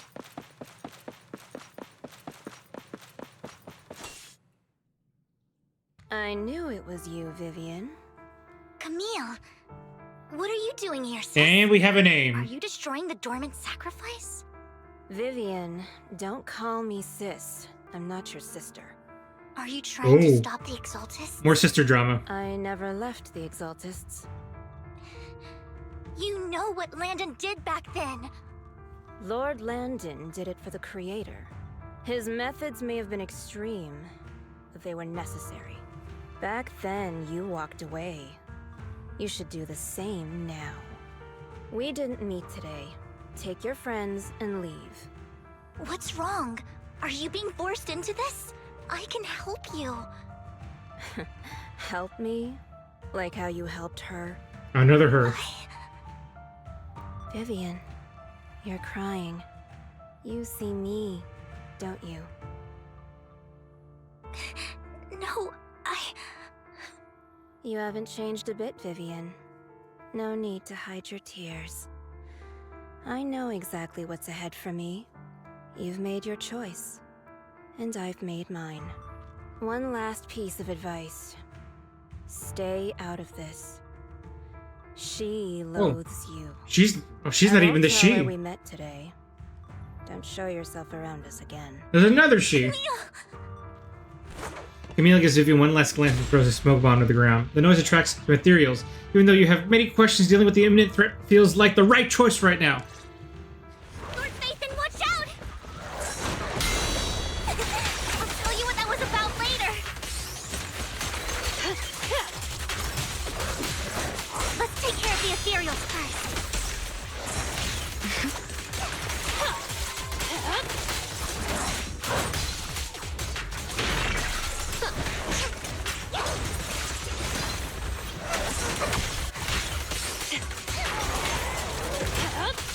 Heads up. I'll make it painless.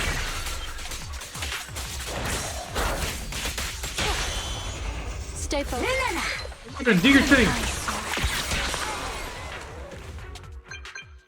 After finding out the ethereals, you search for a long time, but you don't find any dormant sacrifices. After deliberating with Vivian, you decide to leave in the hollow for now and figure out your next move. Just then, the phone rings. Maybe they stopped speeding these up, so I don't have to read them so fast. You've been gone forever. Did you run into any trouble? All the trouble. We searched the coordinates the mayor provided. Most of them were already empty. No dormant sacrifices. Camille, the Exaltists have been actively destroying the dormant sacrifices. Why would the Exaltists go after the sacrifices? I saw it too, but I can't figure out why the Exaltists would do this. Right? I thought that was their And intention. One of them is someone I once knew. I thought she would leave the Exaltists after Landon's death.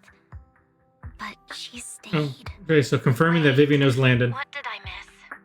Why do you know so much about the Exaltists, Vivian? When I was a child, I stayed with the Exaltists for a while. Bum bum Back bum. then, Landon was one of the most respected figures among the Exaltists in this region. A lot happened. And after Landon died, I left. I can't turn a blind eye to the sacrifices. I know all too well how many lives have been lost bringing them into existence.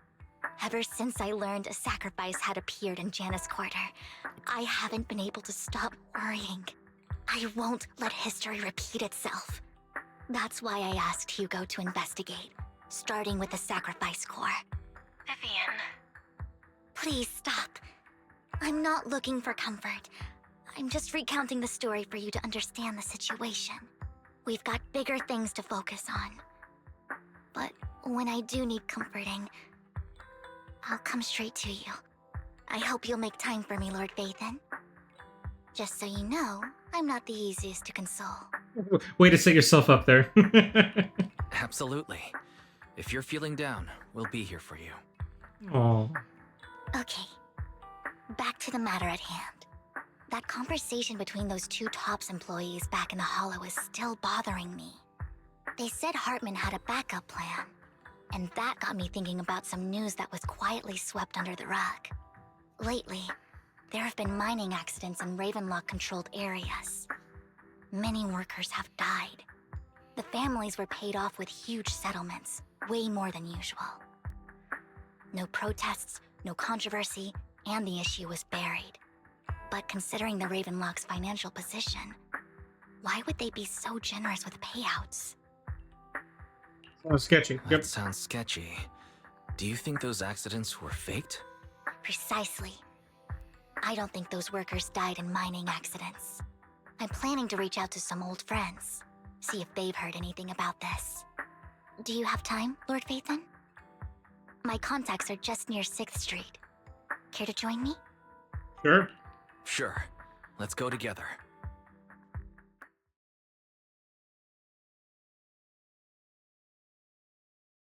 That was the end of the mission, right?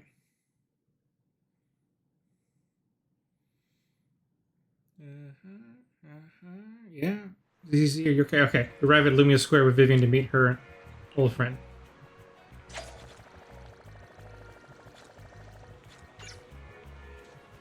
Guess we didn't get the usual end screen. Okay, it's okay. Lord Faith, and let's head out as soon as you're ready. Let's go now.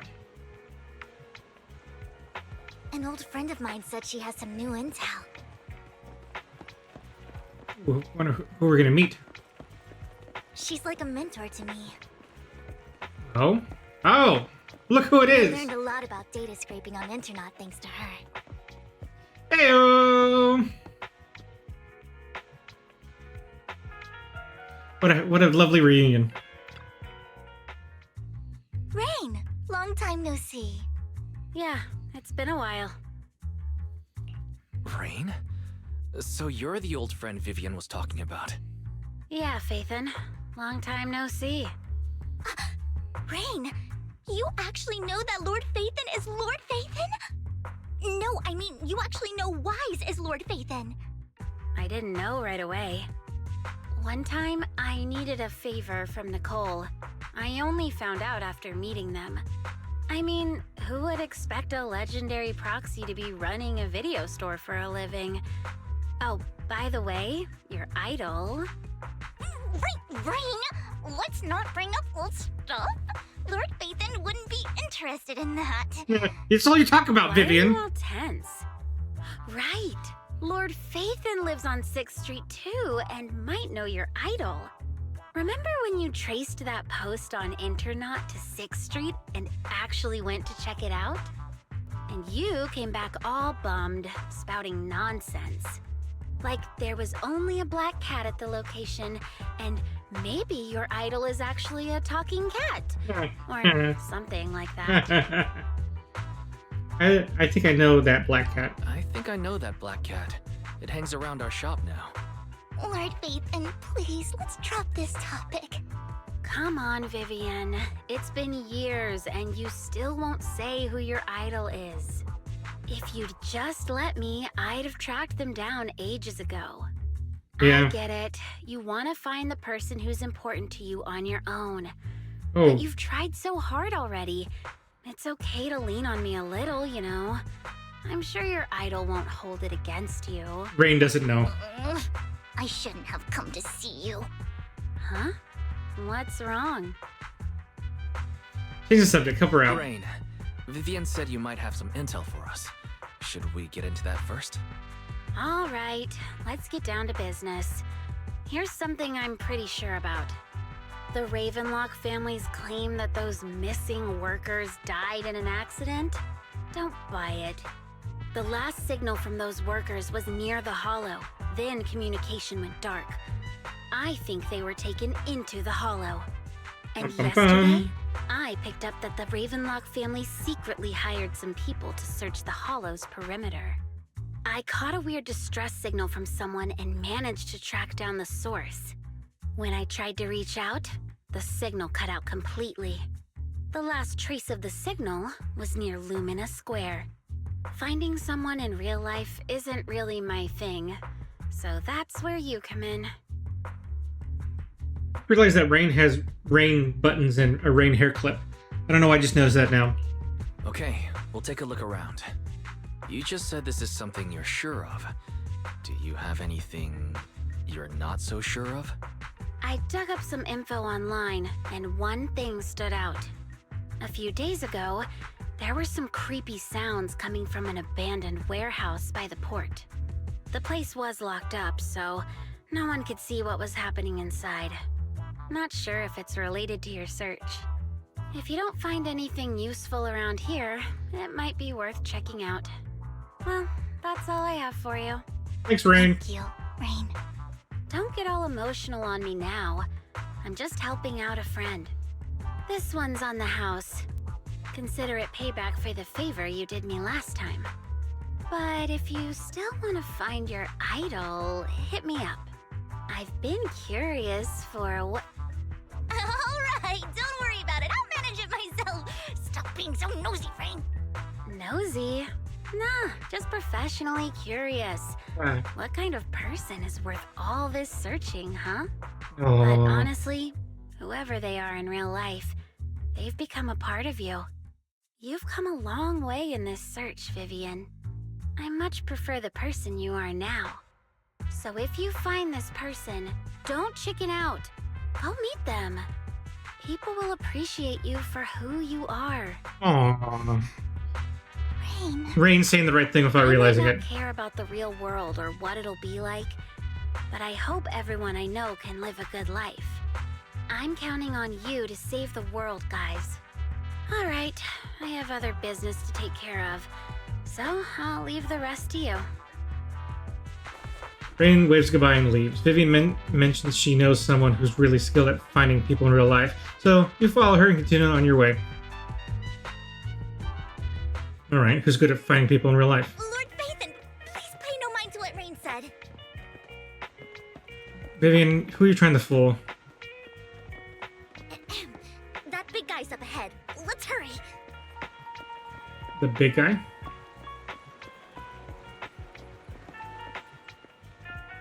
This is the big guy? Long time no see. You seem to be doing well, little one. Yep, I made an awesome friend since the last time we met. My friend got ill before, and it was the manager who helped heal him. I didn't realize you two knew each other, but then next time I head to the manager's place, will I get to see you two? You two know each other? Yep, this little guy is Lucky Boo. My old boss at my previous workplace bought it at a discount store clearance sale. But he was a terrible boss. Not only did he shirk on paying wages, he didn't take care of his bamboo either. Yeah, that guy, really terrible. And this little guy had a malfunction and the boss threw it out because he didn't want to spend the money on repairs. Really, I could have been fixed with just a simple battery change. Vivian is the best. Vivian changed my battery. The bestest ever. All I did was change your battery for you. It was you who earned the money to buy it. Yeah, I'm amazing too. I earned 100 Denny's, just enough to buy a battery. So that's where the 100 Denny Bamboo battery came from. Yeah, honestly, you've got plenty of energy, but I told you before, you need to be more tactful. Haven't you learned anything? I learned. Pet one Denny Boo, give Denny. Oh, you found a way to make a living, huh? Amazing. Better not expose one Denny Boo. Did you need me for anything? I'm super happy to help. I know you love exploring all kinds of places, so tell me, have you come across anyone strange these past 2 days? Strange? I mean someone who looks hurt, scared, kind of trying to hide where there aren't many people around? Let me think. I got it. I saw someone like that in the desert today. Someone super similar. The desert? Yeah, my question too. I think one Denny Boo can make it that far. I don't think the one Denny Boo can make it that far. Desert probably refers to the sandpit up ahead. Oh, yeah. Okay. Did I help? Yep. Yay, I'm so happy. I want to keep helping. You should go and do whatever important stuff you need to do. Let's play together soon. One Denny Boo is just too cute, right? Yeah, I agree. I didn't know you helped it too.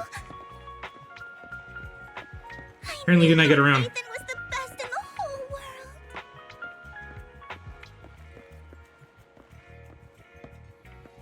Man, that guy looks like he could use some help. It's that person the Rain and Winnie Boo were talking about. Lord Phaethon, please stand back. I cannot be certain that he'll end up doing something extreme considering his current mental state. I'm afraid he might hurt you. I'll try talking to him and see what's going on. Vivian walks forward and taps the cowering man on the shoulder. Don't take me back, please.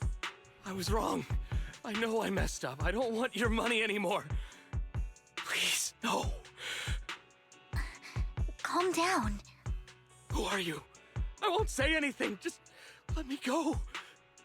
I don't know anything. I swear, I know nothing.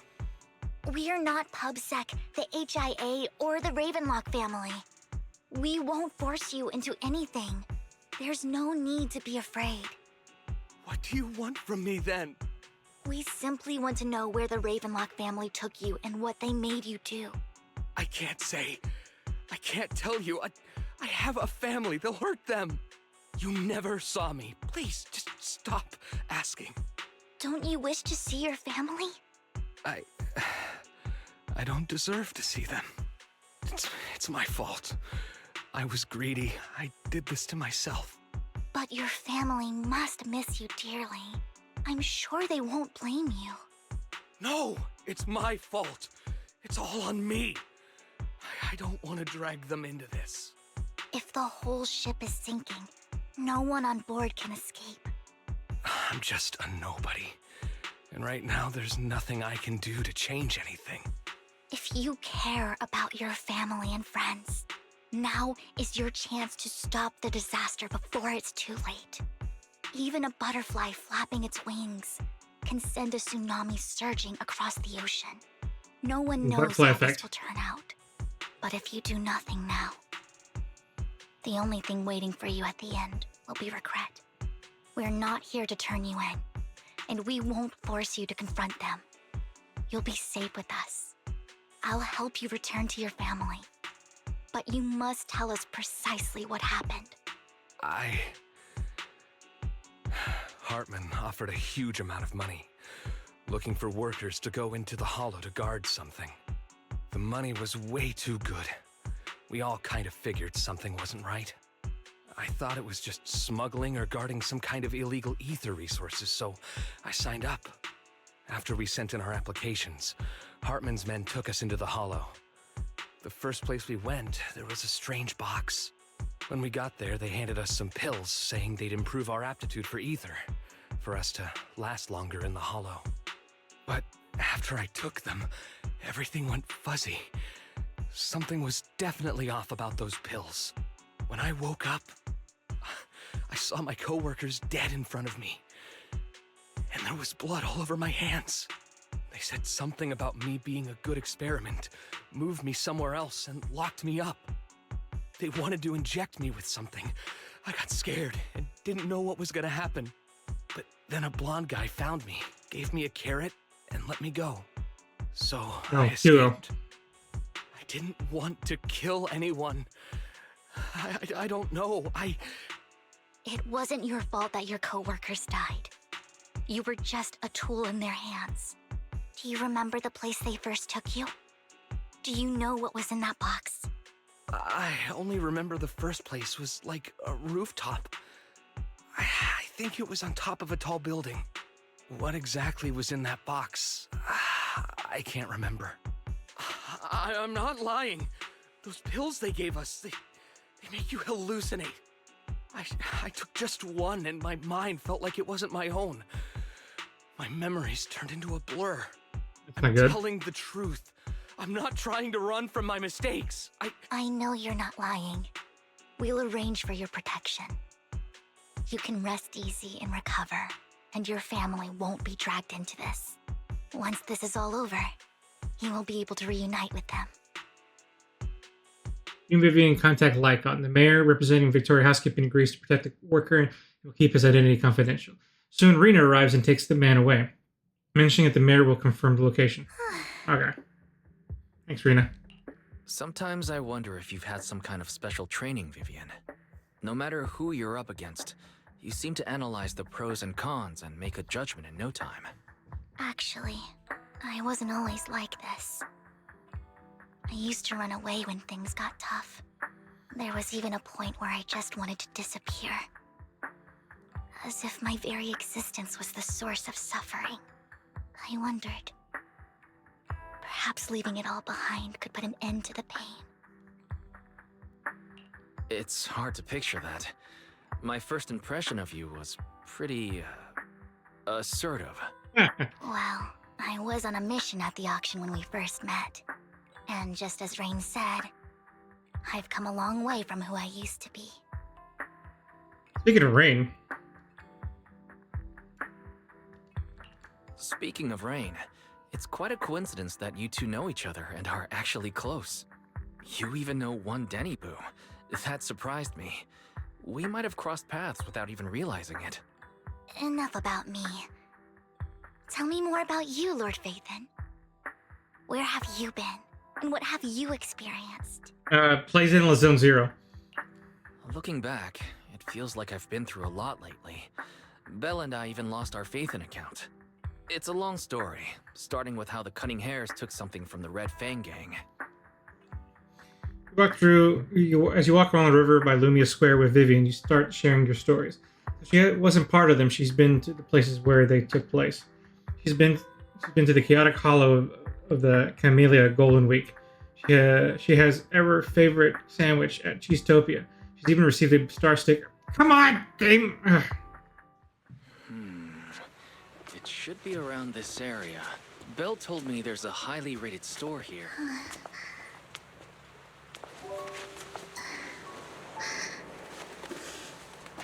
Lord Phaethon! What's wrong? I've seen that black cat on 6th Street. That harmonica in the outer ring you mentioned. I've heard it before, too. I've even been to the monument outside Hollow Zero. But none of that was a coincidence. It was me.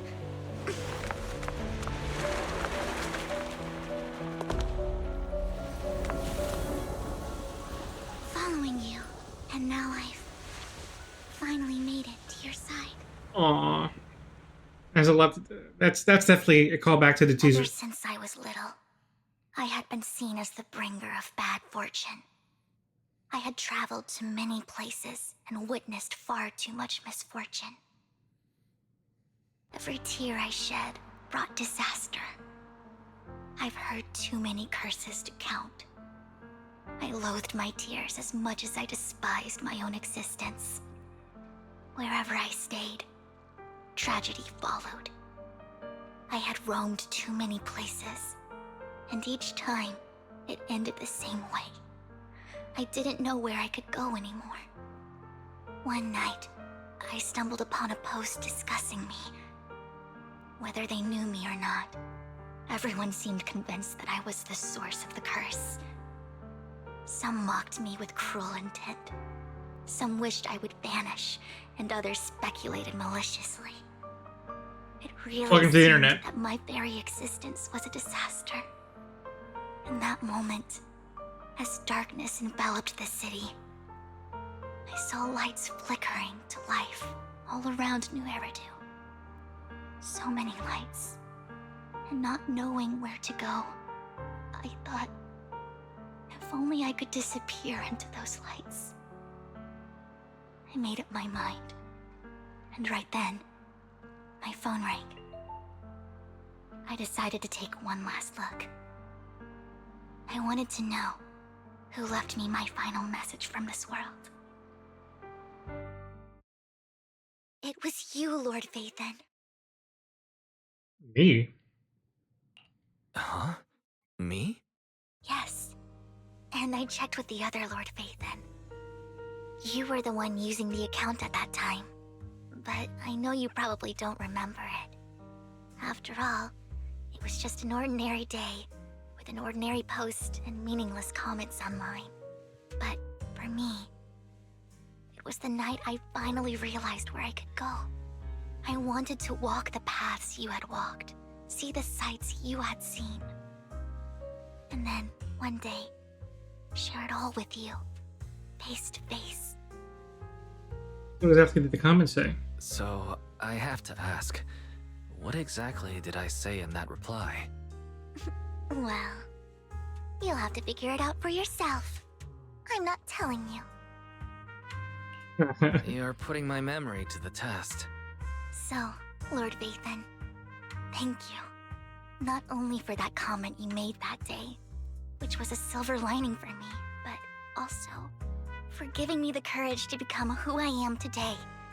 The Vivian standing right in front of you now, Lord Phaethon. I truly like who I've become. The wind skims across the surface of the water, lifting Vivian's hair and brushing it against her cheek. Lights reflected in her eyes dance as if eager to share the stories of the past, both the good and the bad, the happy and the sad. Emotions intertwine with narratives, and you feel as though you're witnessing the path she has traveled. Lycon just sent a message. There's an update. Ooh, updates. Let's Tell me head more. back to the video store and go over the details together.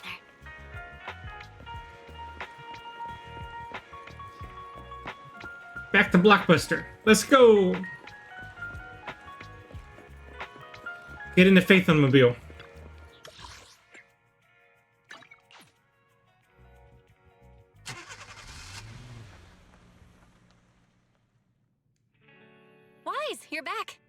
We're back. Looks like Lycon's tied up with something. He said I should just chill until you're back, and then we can talk online. I'll call him now. Master Proxy, Miss Vivian. The gentleman Rena brought back has stabilized and calmed down now. Based on his account, we've identified where Hartman is hiding the core. He also mentioned that Hartman plans to trade the core with a group of people. We suspect that this group consists of members from the Exaltists. I knew it. Now that we have the location, it would be splendid if we could seize the sacrifice core before they do. Precisely. We hope you can head to the location as soon as possible to secure the sacrifice core. Let's go. All right, we'll get there right away. I have other matters to attend to, so I'll leave the retrieval of the sacrifice core in your capable hands. The mayor's friend that he mentioned before will also be assisting you this time. Dun dun Target dun. coordinates have been shared with her, and she'll meet you there. Please ensure your safety, and I wish you all the best. Lord Phaethon, we'll head out as soon as you're ready. We must obtain the sacrifice core before Hartman does. Let's get going. Let's... Character reveal. Fighting? This is the... I've been waiting for you. Come on, Jane. Let's do this.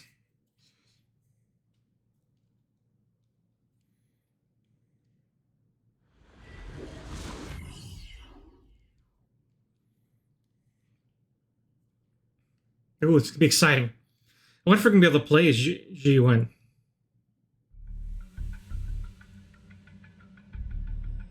Where's the sacrifice core? Camille, you really think I'd stroll around with something this important? Plus, even though the Ravenlocks and the Exaltists have been working together for ages, I've hardly even met Lady Dina. Dun dun I'm the one dun. offering the sacrifice core here. I'm curious what Lady Dina's got lined up for me in return? I'm just here to verify that the core you mentioned is real. Once that's sorted, Lady Dina will give you a proper response. Our partnership isn't just talk. We need to be sure you have what we need before moving forward. Sure thing. I'll take you to where I keep the core. Once you verify it's legit, have Lady Dina come over. We'll lay everything on the table face to face. All right, lead the way. It seems Hartman is trying to bargain for more. What a greedy and insatiable man. It's just that... Why would they only send Camille for something as important as the sacrifice core? And I can't shake the feeling that Camille doesn't want Hartman and Dina to meet. Why is that? Good question. We have no idea who these people are. So this Dina they were talking about, is she the leader of the Exaltists? Kind of. Lord Phaethon, I really think we should hurry. We must get to where Hartman keeps the core before anyone else does. I've mapped out a shorter route, but there will be ethereals along the way. I'll leave the fighting to you, Vivian. Don't worry, Lord Phaethon. You're in capable hands. I'll ensure your safety. Thanks, Vivian. Don't touch me. I didn't do anything. Fool. Ethereal! Stay away from Lord Phaethon! Yep.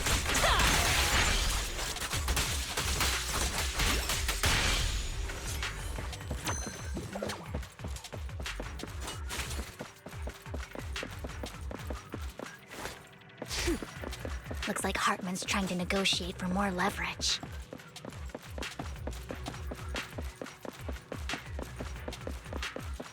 Let's get out of here before we're spotted.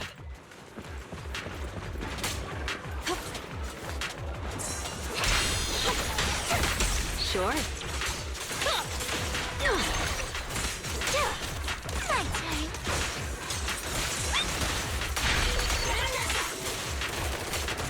Let's keep moving, Lord Phaethon.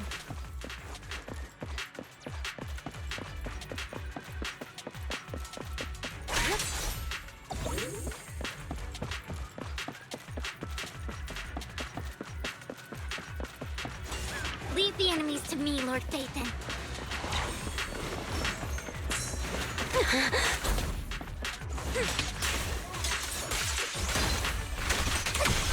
Okay. Allow me. Better not get my tricks early.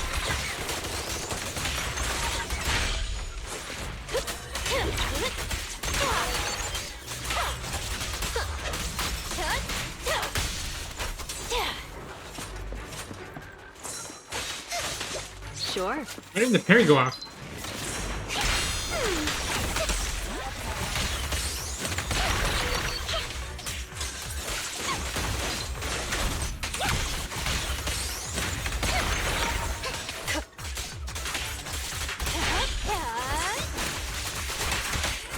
They're still over there.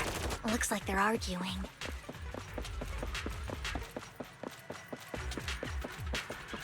This is our chance. Let's hurry. I'm hurrying.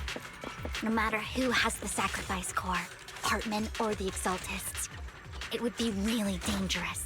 Agreed. Alright, kind of wait for dialogue to finish up. Our best move is to seize it before they do and destroy it.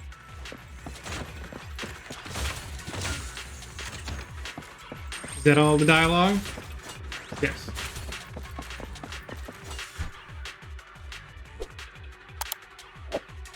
Hand over what's in the box. Cool. Or we do this the hard way. You sure talk big, little girl. Let's see if you can get past me first. Let's hurry and secure the sacrifice core.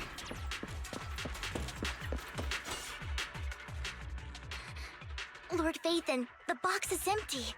So Hartman never kept the core here to begin with? Yeah, he kind of said that to begin with. How did you even find your way here? Where's the core in the box? What did you do with it? What? You call this keeping the sacrifice core safe? Just everyone starts standing confronting each other. A voice comes from behind. Uh-oh. Who's this? Vivian, it's been ages. Oh, that's who that is. Dina! Oh, Bum bum bum! you actually remember me. So sweet. Look at you, thriving. I thought you'd totally forgotten about our past. So, tell me, do you ever dream about the people you've killed? Are they crying in your head all night? Jesus! Back then, I had no idea. You had no idea? While you were soaking up all that love from Daddy and everyone else, you had no idea what was going on? I wasn't...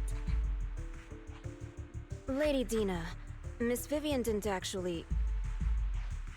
Camille, when did I say you could meet up with Hartman today? I just wanted to make sure the sacrifice core is legit. I was worried Hartman might try to pull a fast one on us. Really? So loyal. I thought you'd be more like the old days.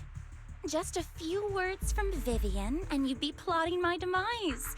Just like what you did with Father. I won't, Lady Dina. Don't even think about betraying me, Camille. Yeah, it just got all twisted. You owe me for what went down back then. However, I do understand your worries. This core, it's fake. No way! I got this straight from Hugo. It can't be fake. How can you just claim it's fake without any proof? Ugh, seriously? Dina approaches Hartman and coldly inserts the core into an open wound on one of his shoulders. Okay, why does Hartman have an open wound? One of his subordinates. Oh, it says shoulders. I was totally reading that wrong. Okay. The guy collapses to the ground, screaming. Dina wipes her hands and casts a look of disdain. The sacrifice core can max out the ether particles within human bodies in no time at all. But look at your little subordinate. How uncouth. He's making noises like some animal. Can you shut him up? The masterpiece Father made for the Creator isn't this worthless piece of junk you're holding. So, the real core. Vivian, where do you think the sacrifice core is really at? I don't know. If I knew where the real core was, I'd destroy it without a second thought. Hugo probably has it. Dina, you understand what the sacrifices are. And you know those who were blessed should not have to endure such horrors. Oh? They shouldn't have suffered those horrors. Weren't you the one who decided if they'd be blessed or not? If it weren't for your tears, how would they have encountered such misfortune? How self-righteous, Vivian. Their fates were in your hands. It was you who brought disaster on them. Landon just needed an excuse. He needed someone to blame, whether I shed tears or not. He'd treat living beings as mere subjects for his sacrifice experiments. Dina, you know all of this. Landon even went so far as to sacrifice you. Shut up, shut up, shut up! Father did it for his great cause. Vivian, why do you always mess everything up for me? She didn't use sacrifice? You did it before, and now again! You just had to ruin my plan. I was so close to fulfilling Father's last wish. If you don't give me the sacrifice core, be prepared to become food for the ethereals. I told you I don't have the sacrifice core. Otherwise, I would have destroyed it already. Lord Phaethon, find the right moment to retreat. She can be quite unpredictable when her temper flares. Oh, really? You don't have it? Then I suppose there isn't a reason to keep you alive. Dana finishes her words. Several explosions erupt, followed by the tremors in the ground, signaling the rapid approach of numerous ethereals. In a panic, Hartman rushes to the car he summoned, taking Camille and Dana with him. Oh. We're in for a fight. Ethereals are coming.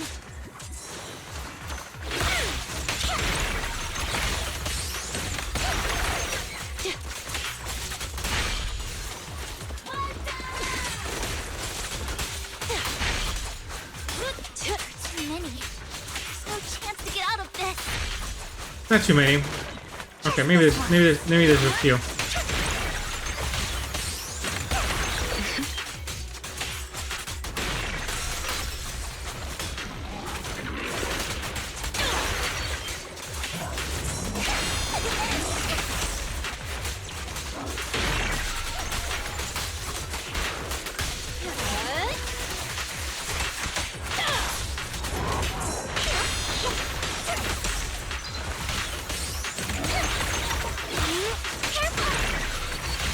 Okay. Now, you're the prey. Stay away from Lord Phaethon! There we go. These are the fun ones.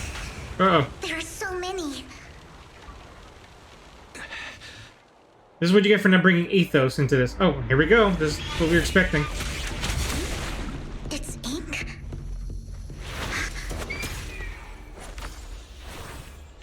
Shun Palace. Good fortune, closed gate, safety. What? An evil miasma gathers here. Another place of conflict. If you wish to avoid disaster, then head southeast.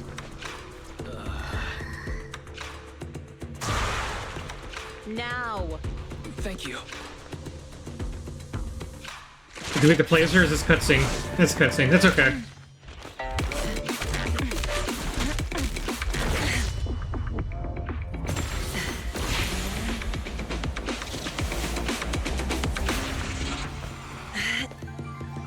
Wow, her ink abilities are wicked.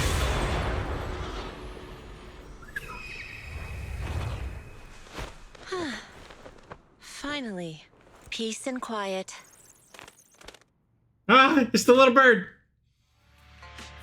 You must be Like- wise, right? Yes.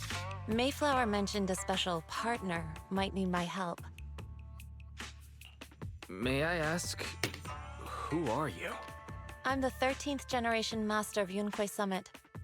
You can call me Yixuan. Yixuan. Mayflower passed along your info, and I was curious what kind of person you are, so I came to see. At first, I thought it might be a hassle, but your energy feels really calming. Quite nice, actually. So, you're the investigator the mayor mentioned. Yes, he also asked me to be your temporary teacher and offer you a bit of guidance. Guidance? What does that mean exactly? Unfortunately, this isn't the right time or place to talk. I have some investigation work to catch up on, and it seems you've got quite a lot on your hands, so let's part ways for now. I'll find a good time to visit you soon. Okay. Yixuan leaves after saying this while Vivian appears lost in thought, looking distracted. I'm so sorry, Lord Vathan. I think I'll head back for now. I'll investigate the sacrifice core and reach out once I find something. You don't look so great. Let's get out of here and figure things out later.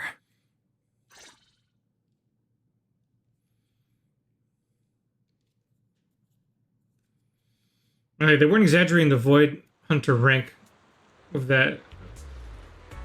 Given that she took out those ethereals, likely split. Oh, Wise, you need to start figuring out what to do about being in hollows, because you are a target. I can head back later, Vivian. You seem a bit off since we left the hollow.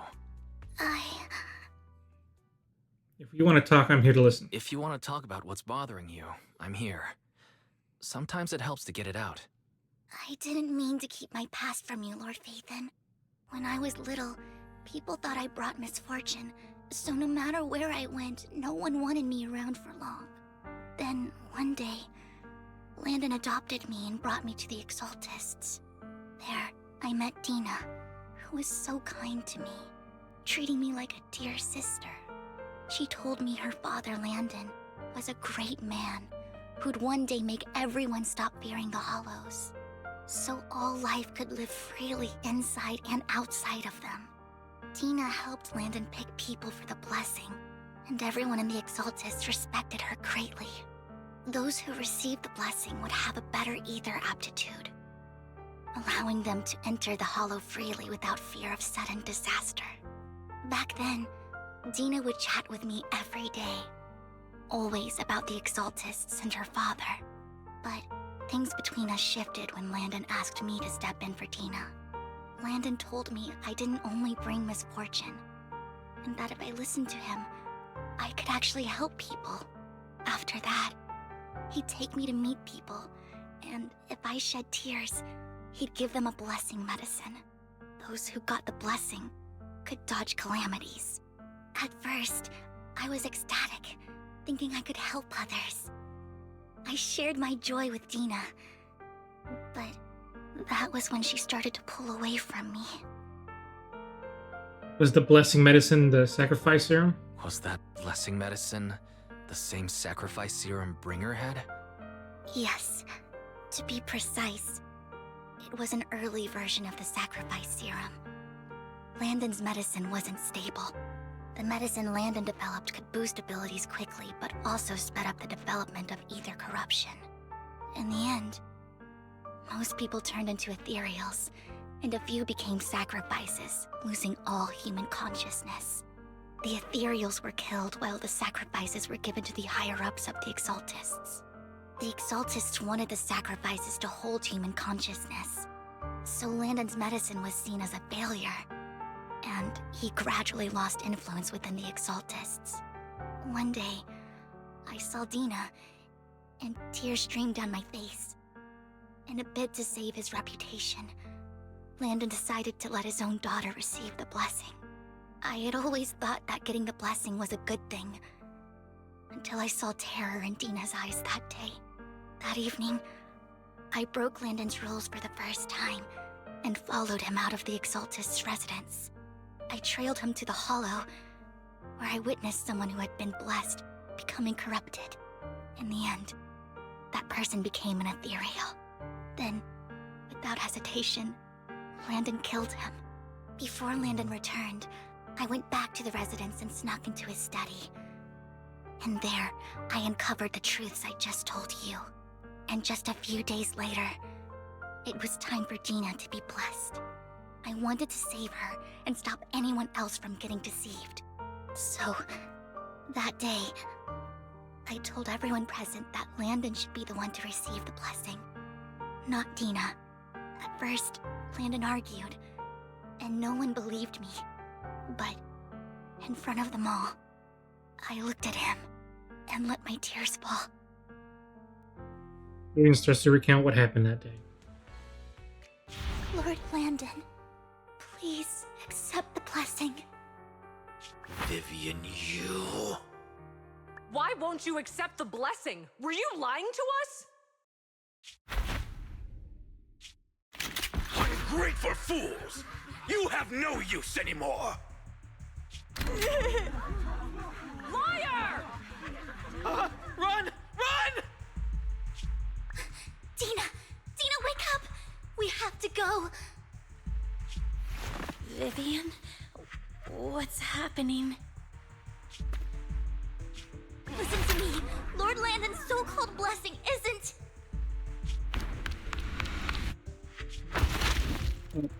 Camille. That probably wasn't good.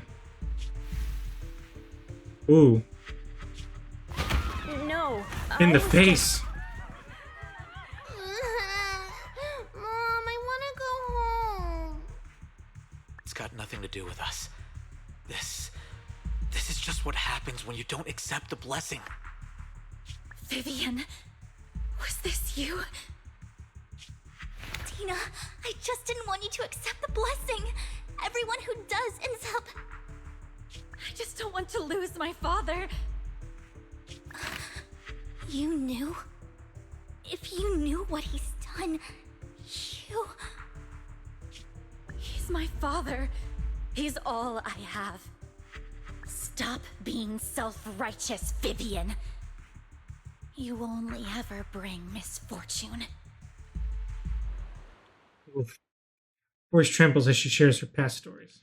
I thought once Landon was gone, Dina would leave the Exaltists. I never expected her to continue his research, or that Camille would stay. Camille lost her entire family in a hollow disaster, so she's always supported the Exaltists. She's not a bad person. She's just someone searching for hope. She joined the Exaltists very early on, and even watched Dina grow up. That day, she was just so desperate to save Dina that she... All these years, she's been following Dina, taking care of everything out of guilt, I think. Makes sense. I didn't just fail to save Dina. I trapped her. I see misfortune approaching, but I can never change its course or avoid the bad ending. Maybe I really am a bringer of misfortune. No, you're not the one causing trouble. Whatever went down with the Exaltist, it was Landon who was pulling the strings. As for Dina and Camille, they knew the truth and they made their choice. The hollows and the disasters they caused took more than just their loved ones. Not all survivors cling to obsession and hatred like those two do. Lord Phaethon. And you believe in yourself. You need Believe in to yourself. Believe in yourself, Vivian. From what I can see, you're handling the sacrifice crisis pretty well on your own. Besides, you told me you really like who you've become. I hope that you can believe in that, at the very least. Yes, that'll always be true. Thank you for listening to my story today. Years have gone by, but I've never had the courage to face all this. Maybe Dina and I were meant to meet today, so I could finally spill it all out. It lightens my heart a little. Lord Phaethon, you truly are a wonderful listener. Not just today. Whenever you're feeling down, know that I'm here for you. I will. It's been such a long day. You must be exhausted. I'll track down the location of the sacrifice core and let you know what I find. Good night, Lord Phaethon. After bidding farewell to Vivian, you head back to the video store. You see the collectible she gifted you on the table, and it stirs a flood of memories. You've been through so much lately. You hope the sacrifice crisis can be resolved smoothly, pondering the whereabouts of the real sacrifice core. Weariness sets in, and before you know it, you drift off to sleep. When you wake, it's almost noon. Wise Vivian was in the store just now, but you weren't here. Did she need something? It was about the sacrifice core.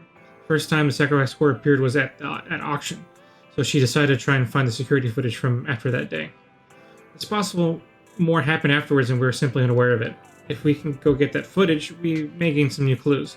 Wise, if you have the time, hit the Lumious Galleria to meet up with Vivian. Alright, let's go. Yeah, we've been in a storytelling thing this whole time. Just keep it going. Keep it rolling.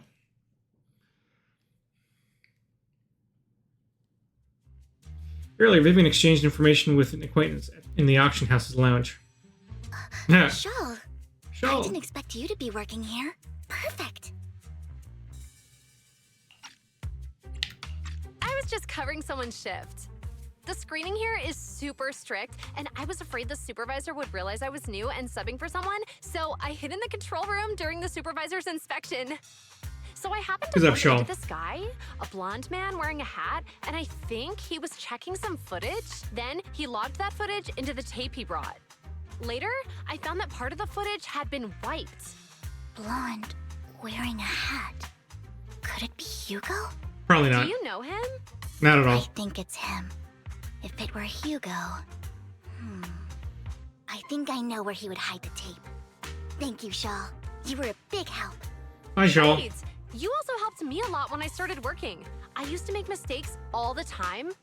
If it weren't for you cleaning up my messes, I would have been fired ages ago. So I'm happy I could help you too. All right, go ahead and do what you need to do. We'll catch up another time. Vivian knows everybody. Shaw. I gotta remember that name because I don't think I've ever heard it pronounced before.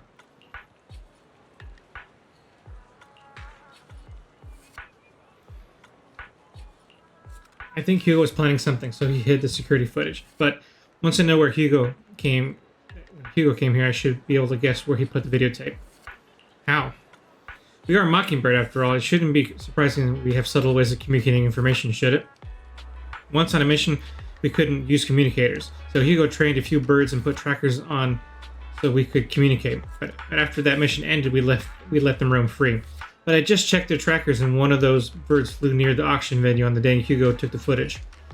It still flies around from here from time to time. The tracker only gives a broad area, but I believe this might be something Hugo left for us to find. If I'm not mistaken, the videotape is hidden wherever the bird is. I can't be sure which bird Hugo used this time, but all the birds he originally trained had at least 7 black feathers. Our faith, and let's split up and search the area. If you see a bird, you can send me a picture of it, and I should be able to recognize it. Cool. All right, let's go bird hunting.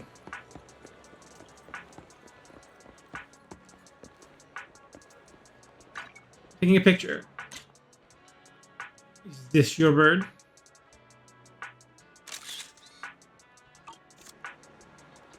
Soft, sweet ball of fluff. It's hard to imagine this is the bird Hugo chose for the mission. But it does have some black feathers, so maybe this is it? Either way, you might as well take a photo and send it to Vivian. After sending the picture of a panda-colored chunk of a bird to Vivian, you get the negative answer. Let's keep looking elsewhere. Alright, more bird hunting.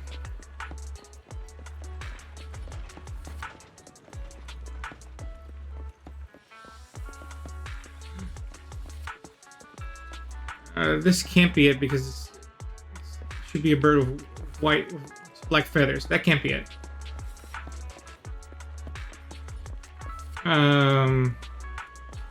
That also can't be it, but I guess gotta do the fun thing.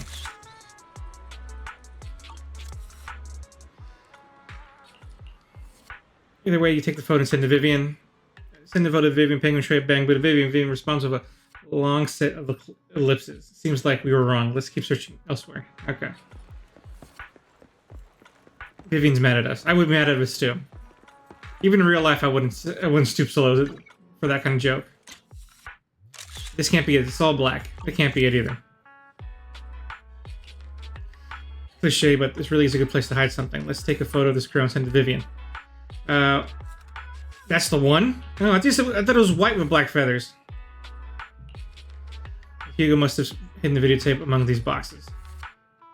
You look through the boxes and find recording, but it's been damaged. After discussing with Vivian, you decide to head back to the video store to get it repaired and check the contents before making your next move. It's a good thing we're videotape experts. What a coincidence.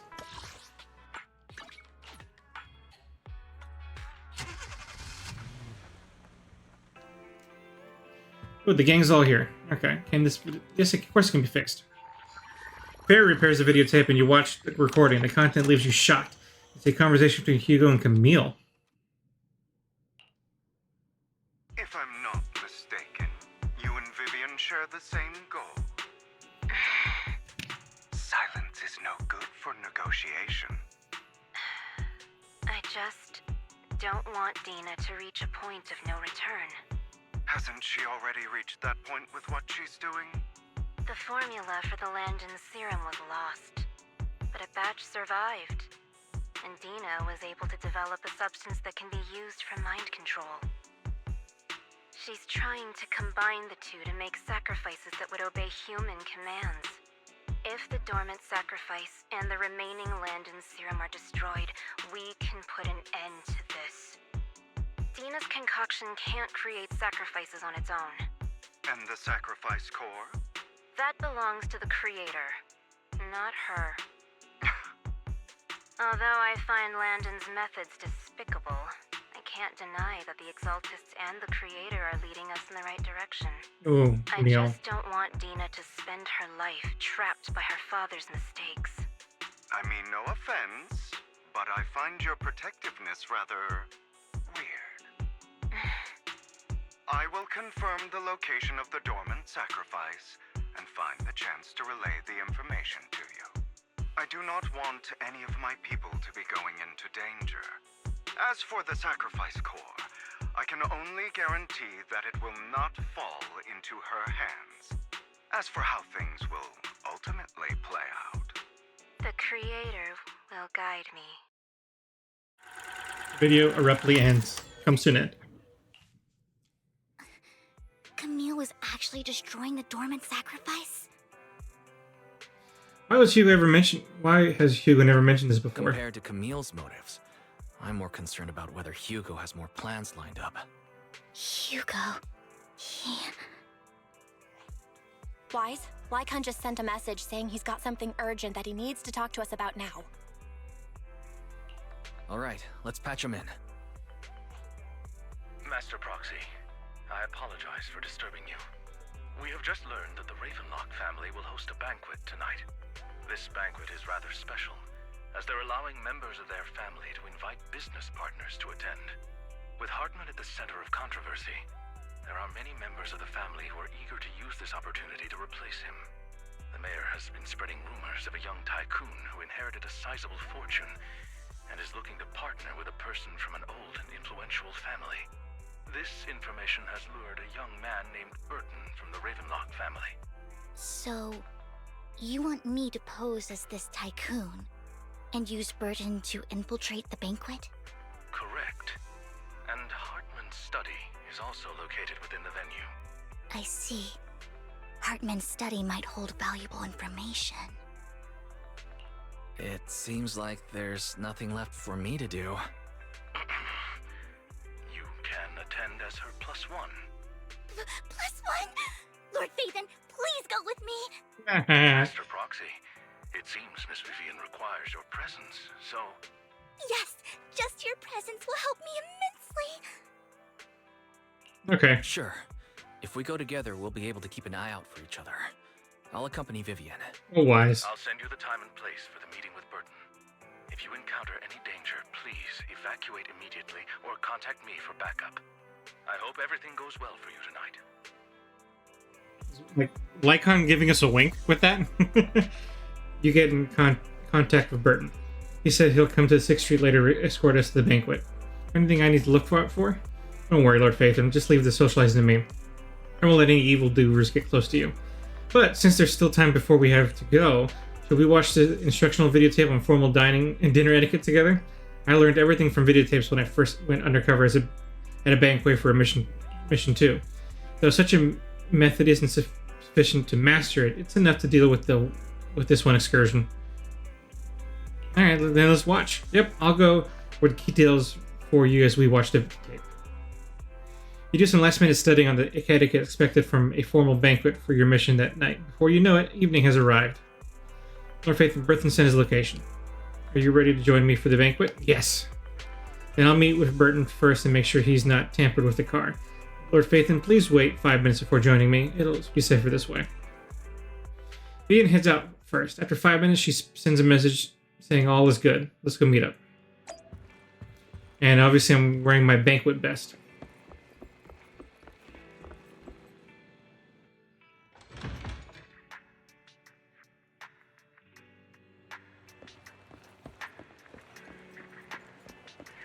Hey, look, it's Burton.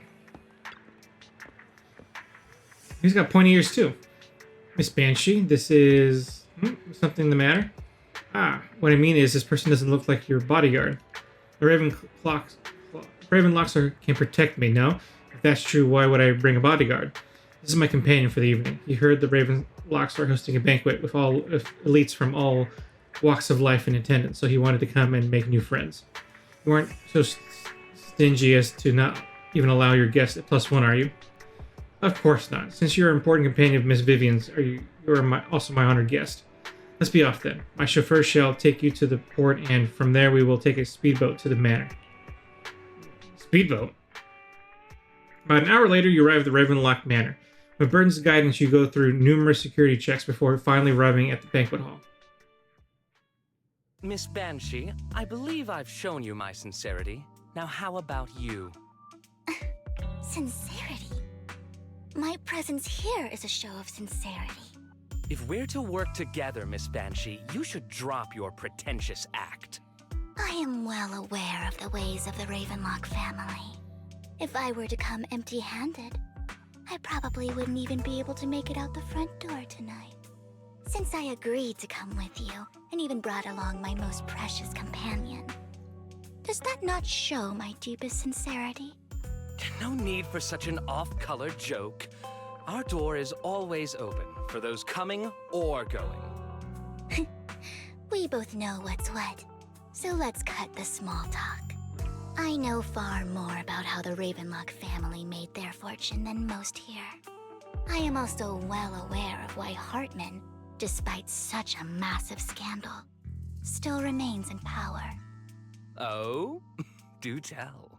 Exaltists, blessing, sacrifice, Landon. Where would you like me to start? How did you know that? No, who are you? Don't be so tense. If I'm not mistaken, it's about time the banquet began. My companion and I are practically famished. Is this how you treat your guests? By letting them starve? Perhaps when we've had our fill, we'll remember where the sacrifice is hidden. You know where the sacrifice is? So, can we go get something to eat now? And I'm also looking forward to receiving a special dessert from you. No! Vivian, don't do that! Discuss what you wish to know while we enjoy dessert. Of course. I wouldn't let such an important guest discuss matters on an empty stomach. As for dessert, I will prepare it myself, and I guarantee it will satisfy you. I'll come find you later. I wish you a pleasant evening. Burton hurriedly leaves, and Vivian seems to breathe a sigh of relief. These kinds of people are exhausting to deal with. I really don't know how Hugo used to put up with it. What did you mean by dessert? Was there a special meaning to the dessert you mentioned just now? I thought he'd stay for longer, but he left once you said that. Hugo taught me that bringing up dessert in such situations is a way of telling the other party they need to offer more. Fortunately, that old fox Hartman is terrified of losing power. He's definitely keeping the destruction of the sacrifice and the fact that the sacrifice core is fake hidden from the other family members. Otherwise, Burton wouldn't have been so willing to raise his offer. Lord Phaethon, let's find Hartman's study when the banquet is at its busiest. Alright, stick to the plan. I've already taken note of the surrounding terrain. Once more people arrive, we'll enter the garden through the door in the corner of the banquet hall. Wherever you go, I'll follow, Lord Phaethon. In accordance with the plan, you head deep into the manor after sneaking out of the banquet hall with Vivian. It doesn't take you long to reach Hartman's study, and with a gentle push, the door actually opened.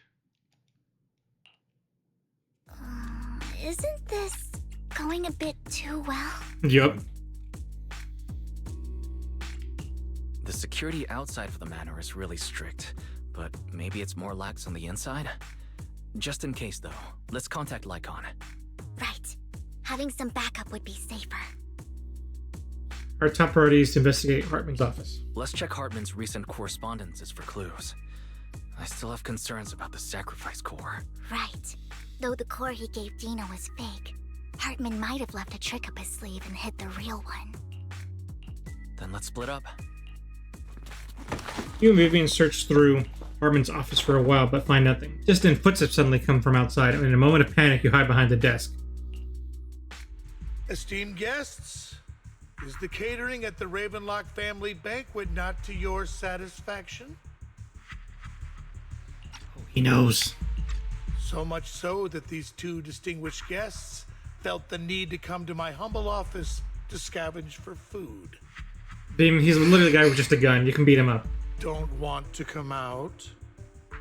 Well, after all, you don't have long left.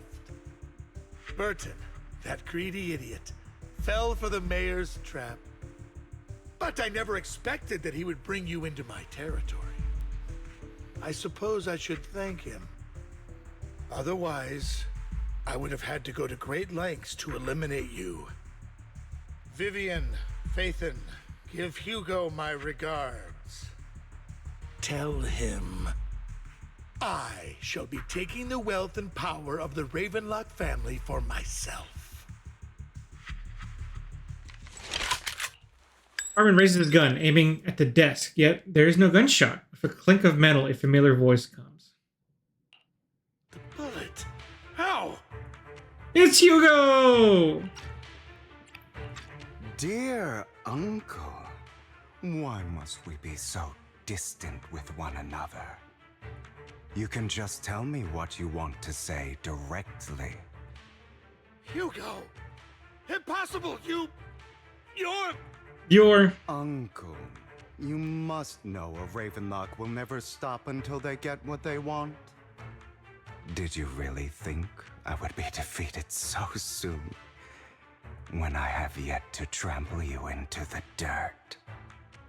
You filthy bastard! You only know how to resort to these petty tricks! Petty tricks?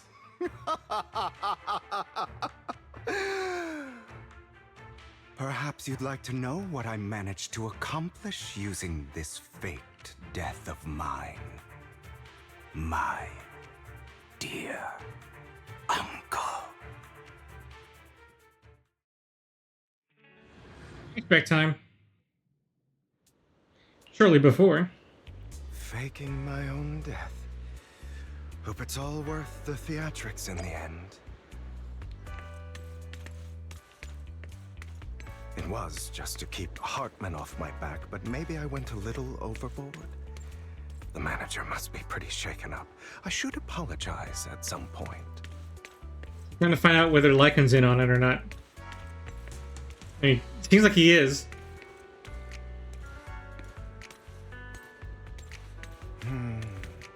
Guess I'll also bring Lycan along. He's my partner in crime, after all. Oh wait, so Lycan doesn't know, or does he know? Okay. Okay. You're late. No, I guess he's... So or he straight. suspected. Spare me a moment to catch my breath, will you?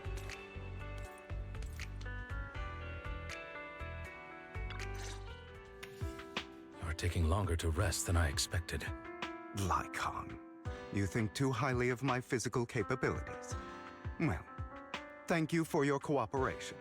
I must say, if nothing else, at least your acting skills have improved. Why do you look so angry? You should be happy. We pulled that off together with flawless teamwork and managed to fool everyone. Drop your foolish facade.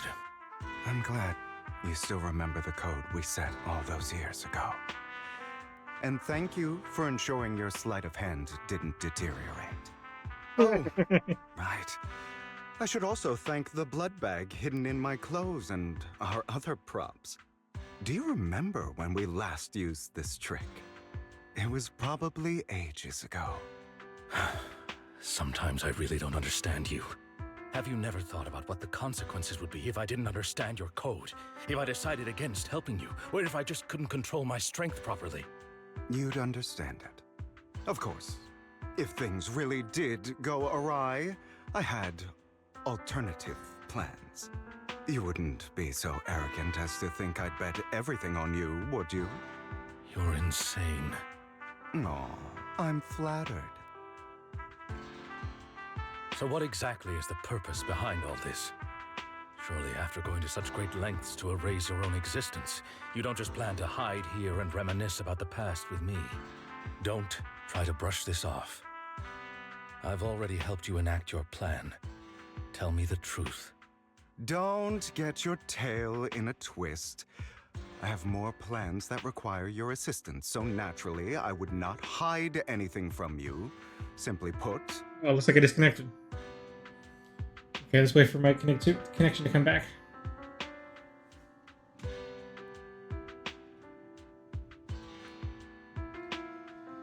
Da da da da da da da da.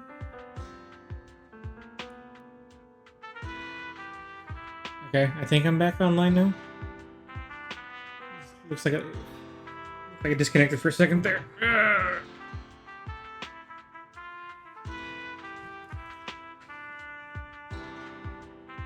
My internet borked for a hot second. I think that is enough. It's not showing me live though, so that's not great.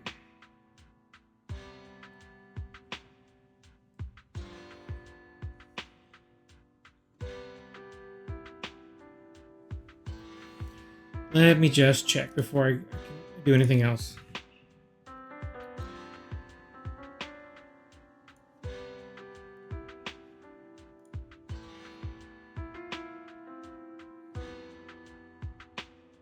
This is when things were getting really good.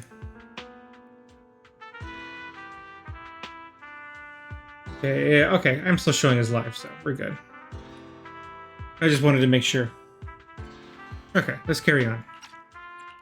As things stand, whether as Hugo Vlad or as Mockingbird, I am doomed to die. Seems you've made quite a few enemies. As a member of the Ravenlock family, I negotiated with Edmund and managed to obtain resources from Tops for my future plans. I also confirmed what attitude they held toward your master, the Mayflower family. Meanwhile, I used my identity in Mockingbird to strike a deal with Hartman and gather information on their collaboration with the remnants of the Exaltists. That's where I got my intel on what Bringer left. Oh, by the way, the crime declaration letter that your dear mayor received, that was also sent by yours truly. He's probably figured that out by now, right? Though I'm not sure if he told you. The mayor learned about the sacrifice attacks through his own means, but lacked an opportunity to take action. That warning letter was precisely what he needed. You aren't hopeless yet. How delightful. In short, I'm more well-informed than your lot because I get around, dealing with all these different important figures. But of course, it comes at a cost, it's only fair. After all, you can't hide the smoke from a wildfire. Rather than trying to carefully tame it and risk setting yourself alight, it's better to let it burn free. When I helped you put on your little act, killing you in front of everyone, you left the sacrifice core to Hartman. That was intentional too, then? Oh, yes. And it worked like a charm, didn't it? Now no one cares for me anymore, and all eyes are on Hartman. A perfect situation for keeping the Ravenlock family in check while dealing a cutting blow to the Exaltists behind them. Another crucial point is Vivian and Phaethon. I must sever any ties they have with me or Mockingbird. Although I feel bad for Phaethon about what happened, but it had to be done. That's the only way they would be safe, allowing the plan to continue. I noticed that you never turned your blade toward Master Proxy. So, those words you said back then were also... I will bloody my hands. I will carry the weight of my sins. I will become the... Obviously, it was all an act. My acting has always been impeccable, as you know. Hugo, you're taking such a tremendous risk. Why? Would you believe me if I said it's for justice? But unfortunately, it's not. I want revenge on the Ravenlock family. And I will make sure that despicable excuse for a human being, Hartman, suffers a slow, torturous end. Of course. I also promised Vivian that I would help her investigate the whole thing with the Exaltists. That's all. You don't look too good. Is it your wounds? No. This is the first problem I plan to resolve. Lycon, do you have a place that is sufficiently discreet, quiet, and can take a lot of damage? Lycon leads Hugo to a small warehouse in Port Elpis. Ah, that was that lead that Ring told us about. Hugo looks quite pleased with the place. After scanning the area for a moment, he sits down in a chair, pulls out some rope, and ties himself up.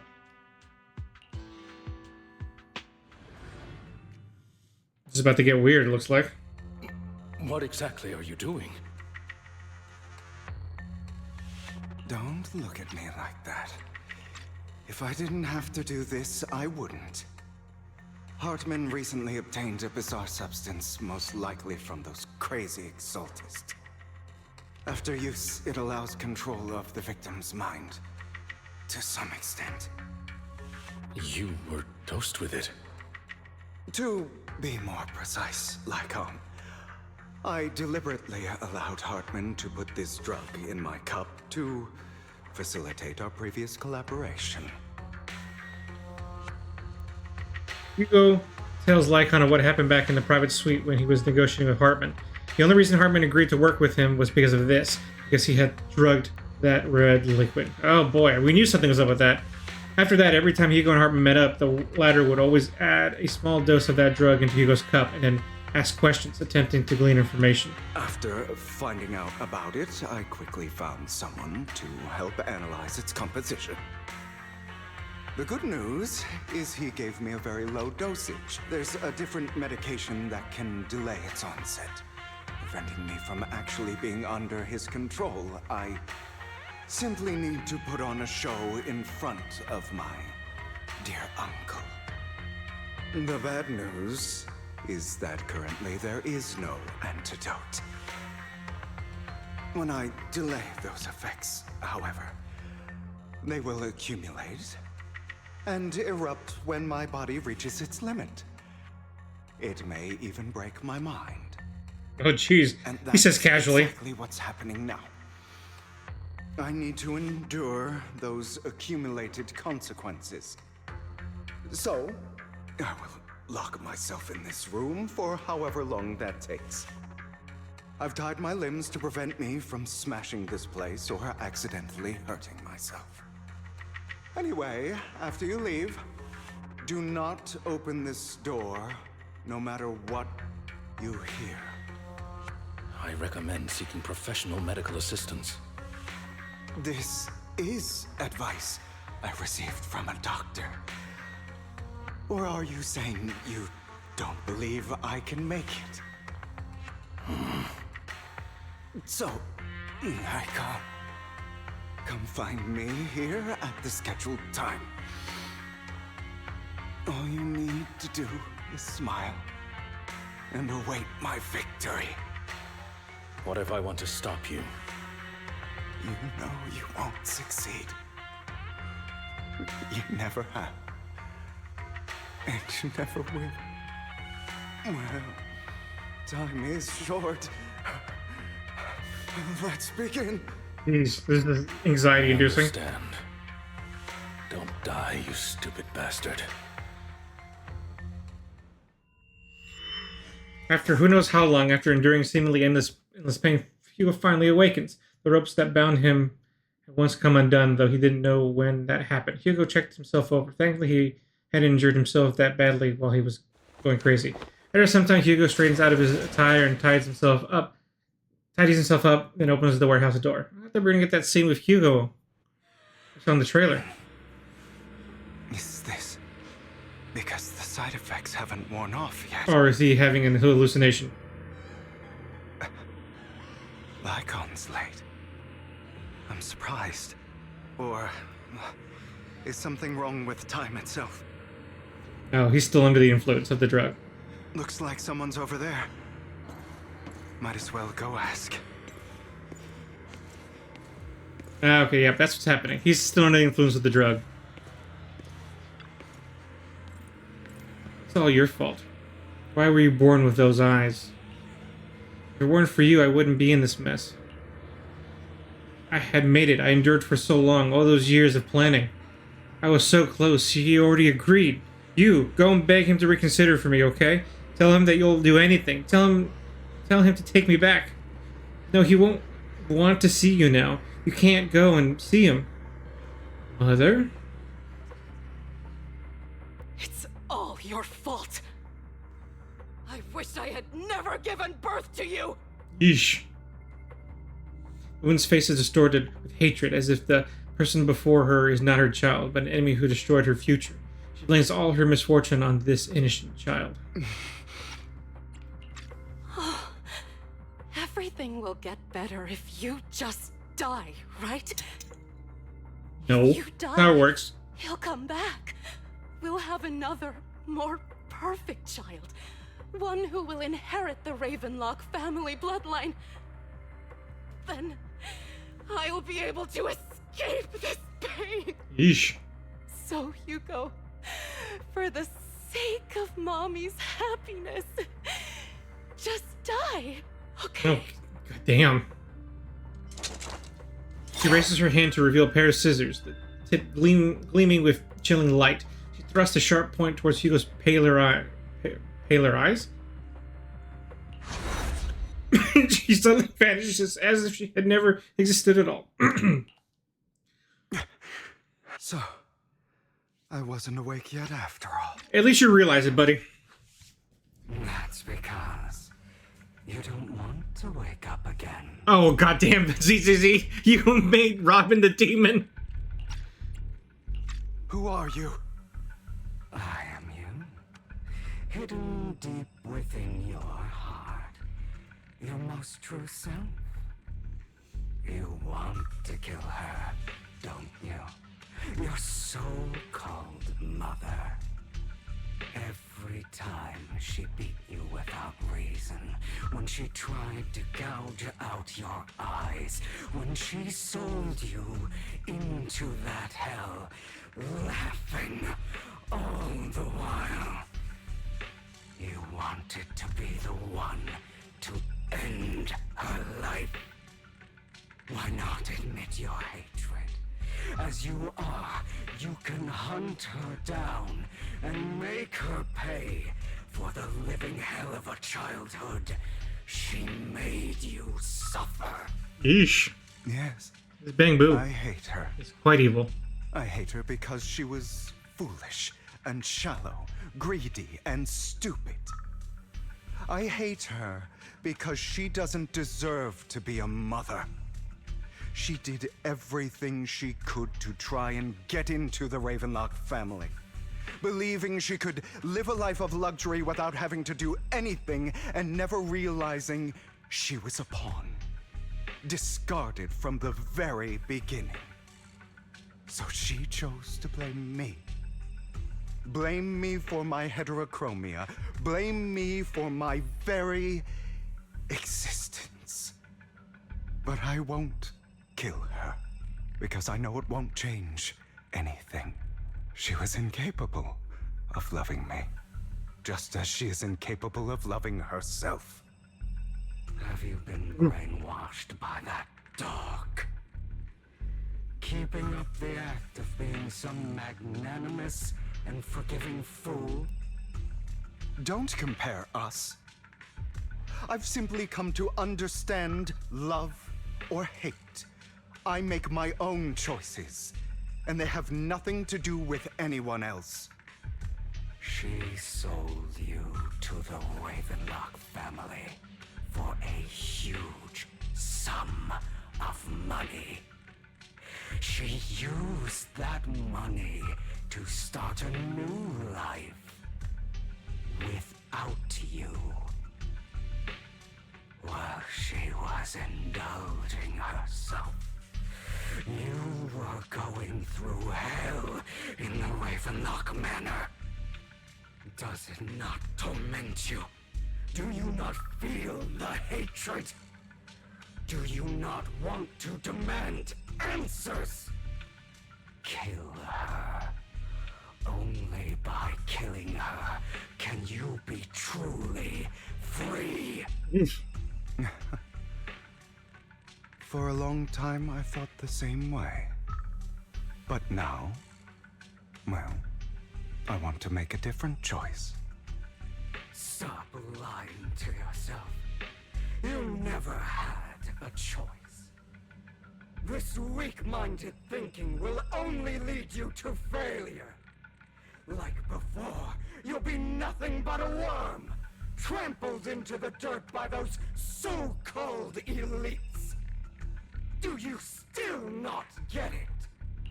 This is how the world is, and always has been. Hesitate and you'll be the victim.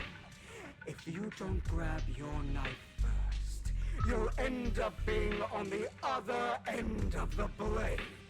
It just occurred to me that when the weak man that we saved earlier was like sitting next to the barrels in Lumia Square, he mentioned hallucinations, and I think these are those hallucinations. It just took me that long to piece those two things together. If you want to change anything, you must first become the one who makes the rules. Just like that woman. The only reason she could treat us that way was because we were weak.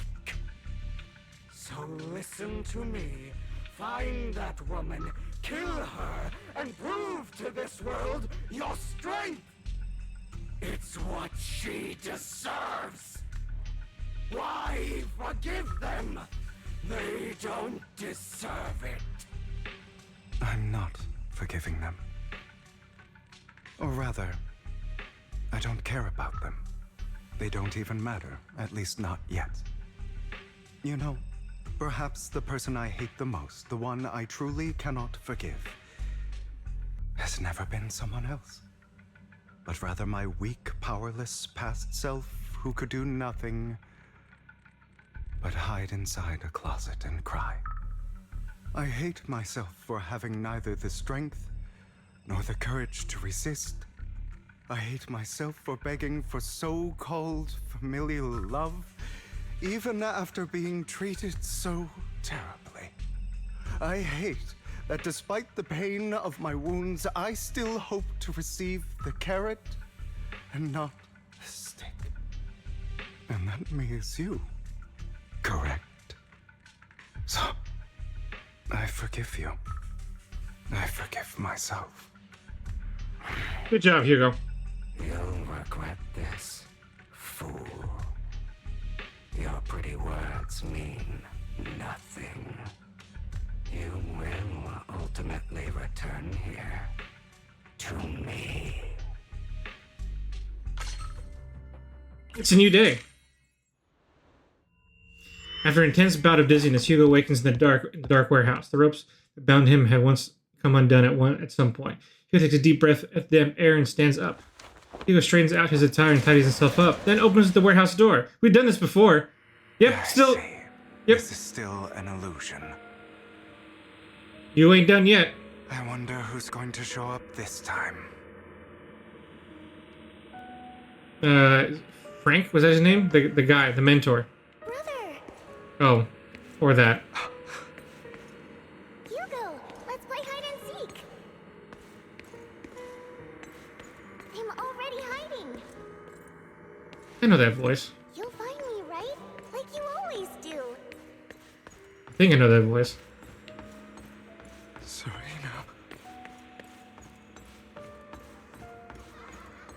You're looking in the wrong place.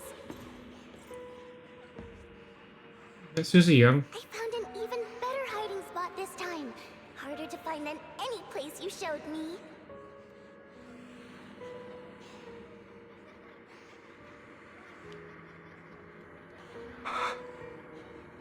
Oh, look. Hugo, do you ever wonder why I had to die? Eesh, eesh, eesh. Yikes. Because of me. Ugh. Ah. That's right. It was because of you. It's all your fault. If only you didn't exist, I wouldn't have had to suffer. Yeesh.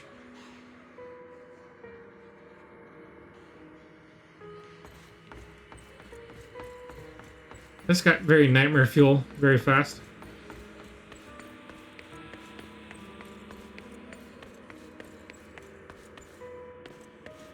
Still looking in the wrong spot.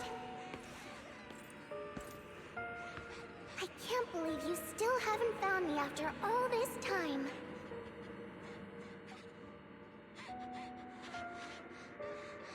Have you forgotten about me?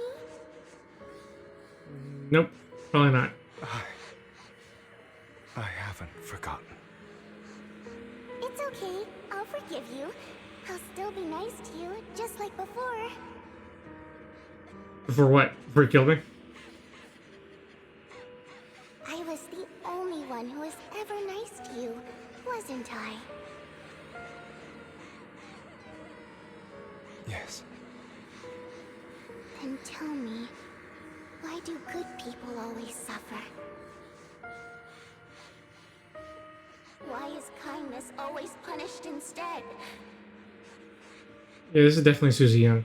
Has to be. Tell me, Hugo, why?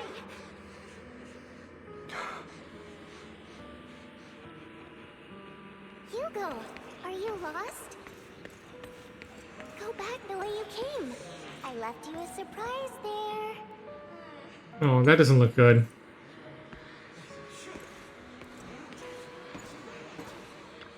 Hi, Inner Demon. Expected of a disgusting bastard. Lady Serena was so nice to him, yet how does he still have the nerve to stay in this house? They shouldn't have let him in from the start. Filthy lowly blood.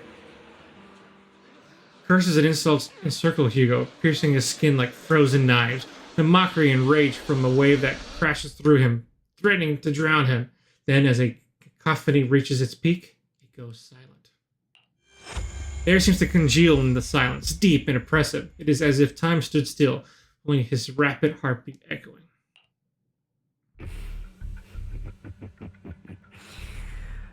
I told you that you would eventually return. You weren't wrong. We meet again, my friend. I told you, I am you. The side of you that you've always tried to deny existed. Of course. I know. This time it's about Serena. Right? Yes. Your half-sister. And the only child in the Ravenlock family who was kind to you. Unfortunately, it was her kindness that led to her untimely death. It was my fault. I don't like the way you blame yourself. Because that means I'm to blame as well. And I don't think I did anything wrong. Your mother sold you to the Ravenlocks. And your father, he saw your talent and wanted to use you to push the other children into competing with each other. My brothers and sisters wanted to get rid of me from the moment they first saw me. In their eyes, you were no more than a slave. But Serena dared to treat you, a slave, as if you were human. And so, she was fated to die. They tried to kill me many times, but I was careful, and they did not succeed. So they killed Serena, who was weaker, an easier target, and pinned everything on you. Serena died in your place. Those cruel brats thought that by reporting this to Father, they could use it to get rid of you, a rival who threatened their positions. Yet, not only did Father not blame you for the incident? He praised you for it. Like any good father would, right, guys? In this world, only the ruthless, cruel, and merciless can stand at the top. And that's exactly what you managed to live up to, no? You found a perfect opportunity thereafter to catch the ringleader of the group who framed you and almost beat him to death.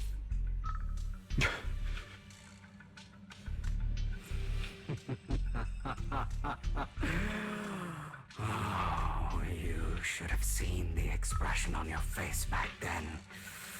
Oh, crazed and manic with utmost delight. I don't remember that. Even like is unsatisfied with his answer, the inner demon transforms into him again. Here you go again, trying to deny your desires. Deep down inside, you've always wondered, asking yourself why Crazy imagery. these evil people never got the punishment they deserved. Why the world is so unfair. Don't you want to rip them to shreds? Just like that day when you beat that boy's face into the dirt until he was barely recognizable. His disgusting blood staining your fists. Hugo's been through a lot. Recall your exhilaration, your cathartic release of rage, that outpour of hatred. That victory belongs to you. You deserve it. Those brothers and sisters of mine are all dead. I cannot take revenge against the long deceased. They died by Hartman's hand. Dying in the power struggle to become the Ravenlock family's heir, rather than by our scythe. Boring. Boring. I find it hilariously ironic. Children who would murder their own kin for scraps of power dead at the hand of their uncle who followed their example. Is that not karma? Power struggles pitting kin against each other, betrayal, suspicion, and hatred between people of the same blood. It's like a curse written into the Ravenlock family's genes. Laughably stupid. Don't forget, my dear, that the same blood flows through your veins.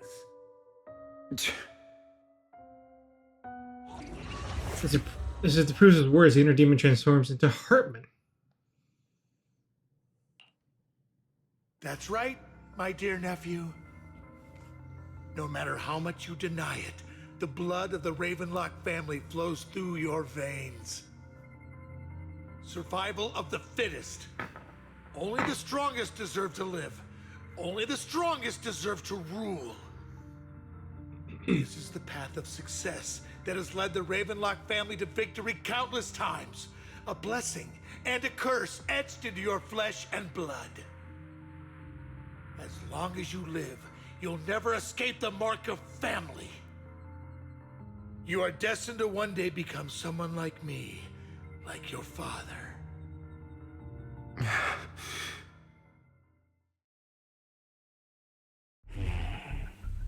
Is that fear I sense? I can see you trembling. Why does the Ravenlock bloodline terrify you so? I mean,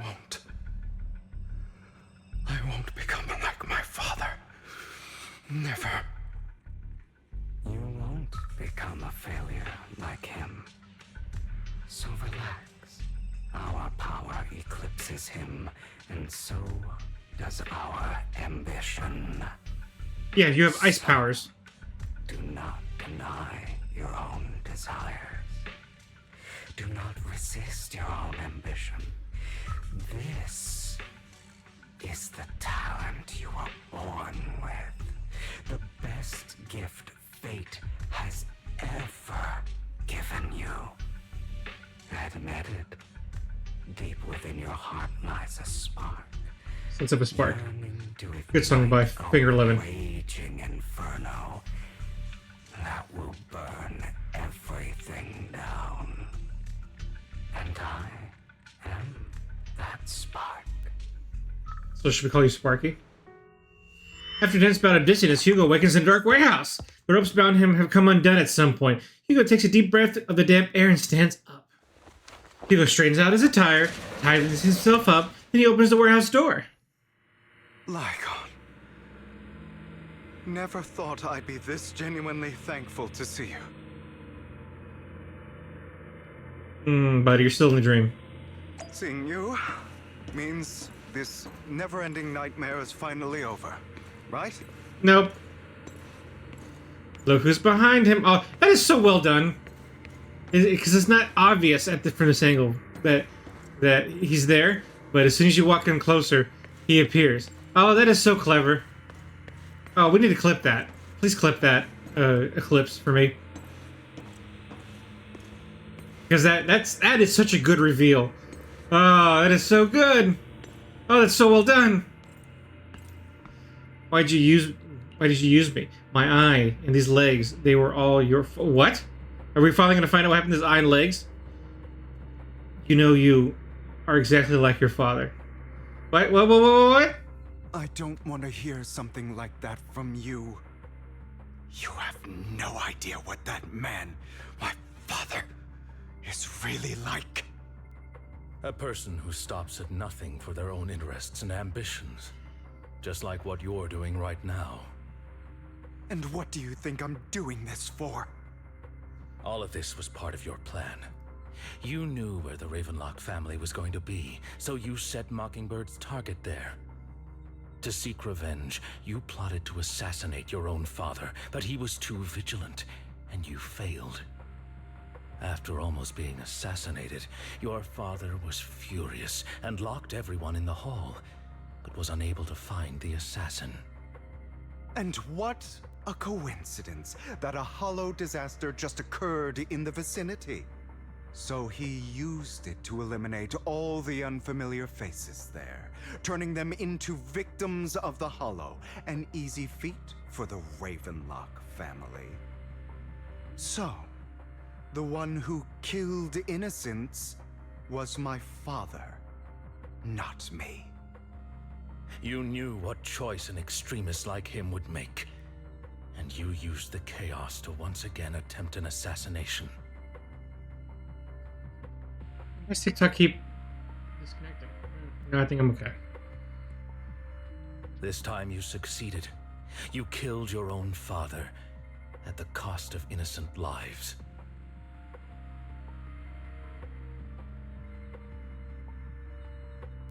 Admit it, Hugo. You don't care about anyone else. The only thing you care about is your revenge. How is that any different from your father? Enough. I'm tired. I may hate him for betraying me, but he wouldn't say something like that. What? You aren't Lycon. You're the other me, hidden deep within my heart. He takes a deep breath and slowly opens his eyes. Lycon is gone. His place is that familiar figure. Without a doubt, he is still within an illusion. Yup. I've been waiting for you, my dear. It seems you've already grown accustomed to this place, even turning the tables on me. Just as you said, you are me, and I am you. There's no such thing as having an advantage over oneself. We are ultimately one and the same, forever inseparable. Then you should know what I want to say. When you and Lycon split, You didn't even try to clear up the misunderstanding, didn't deny or argue against what he said. Because you realized that deep down, he was right about you. You just hadn't acted on it yet. Some people live only to bring more suffering into this world. Sometimes, murder is what brings justice back into this world. For that, I must stain these hands in blood. That's right. Just like what you said before you faked your death. Were those words really just an act? To slay the dragon, you must first become one with sharp claws, rending fangs, and strength enough to destroy anything. You know the truth better than anyone. If you hadn't hesitated and instead seized the first opportunity to kill your father, none of what followed would have happened. Innocent civilians wouldn't have died. Your partner wouldn't have lost an eye and both legs trying to save people. And Mockingbird would have never gotten to that point. You can save more people. Save good people. Save more lives than the evil ones you take. I've spent countless hours in regret over that incident. So why not submit to your true nature? You want to be the judge, jury, and executioner of this world. And you can. I wasn't responsible for Father's death. The true mastermind is my uncle, Hartman. His schemes to kill the head of the family were all so he could take control. Mockingbird was simply unlucky enough to get caught up in it. So, for a behemoth like the Ravenlock family, with its roots so deep, a single person's death, regardless of who that person is, wouldn't change anything. Of course, whether it's Tops, the Mayflower family, or even the entire world, it's actually all the same. I refuse to be dragged down by pointless hatred any longer. You foolish, stubborn idiot. Do you understand the power of hatred? Have we not come this far precisely because of it? Or are you going to follow Lycon and Jack's twisted logic? Come on. You don't actually trust anyone? Otherwise, why would you hide this whole scheme of faking your death from them?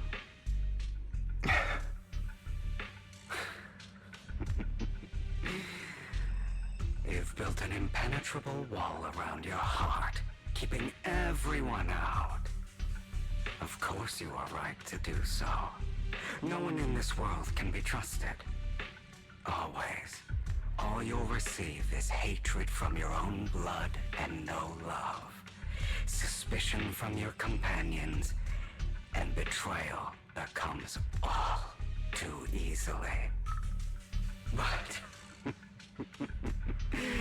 the most ridiculous thing is that you want them to trust you. Man, this drug is a hell of a therapy thing. Stay silent and long for them to notice your suffering. People microdose mushrooms for their psych sessions, and apparently Hugo's found the perfect drug. That's why you are incapable of exploiting them for your own ends.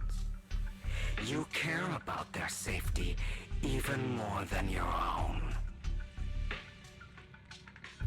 But remember, only the weak need companions. Oh, Hugo really needs a hug. We are children born from hatred. We are different from them. I will never be like them. and I don't need to be. Come. Let me show you what powers we can wield. Oh? But you are me. And I'll never lose to myself.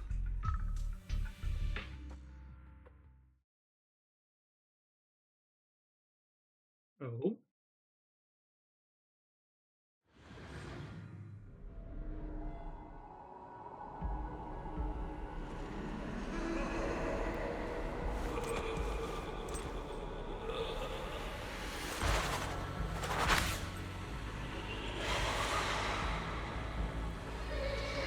Oh, looks like we get to fight Shadow Lycon again. I mean, Shadow Hugo, I mean. Oh, okay, here we go. When an X special attack or an ultimate hits a stunned enemy, the Totalize effect is triggered. This effect increases the skill's damage multiplier based on the enemy's remaining stun duration at the moment of activation. After triggering Totalize, the enemy will immediately recover from stun, and at a certain amount of days will be inflicted on the remaining stun duration. Think about all the injustice you've suffered. If you choose to forgive, you're betraying yourself. You know that. Letting you consume me would be the real betrayal to myself.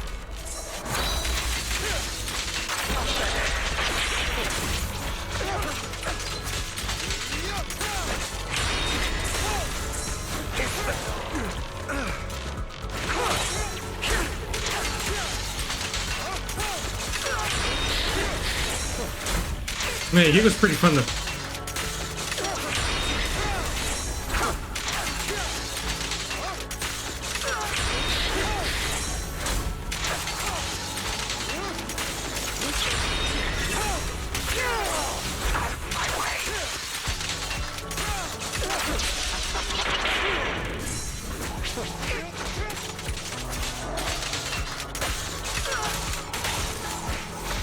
Oh, I forgot.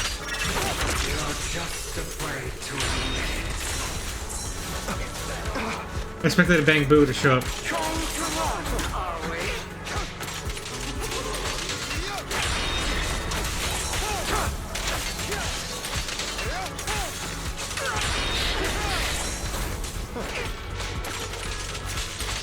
Ooh.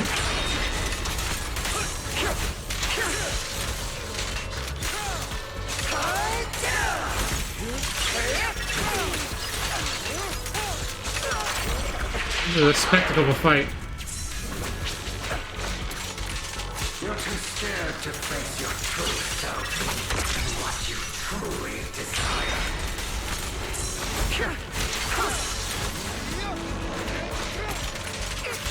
Hey, in this game, we get to fight our inner demons a lot of the time. The Avi, and then him.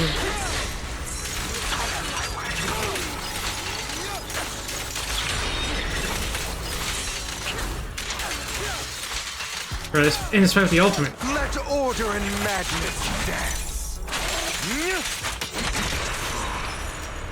Sweet ending. To kill me.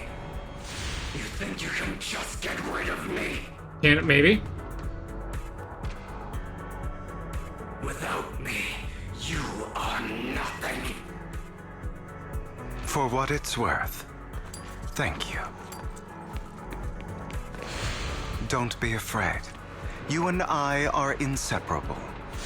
You're part of me, just as I am part of you.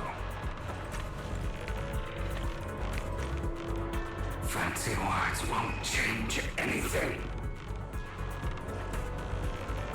No. It's not just platitudes.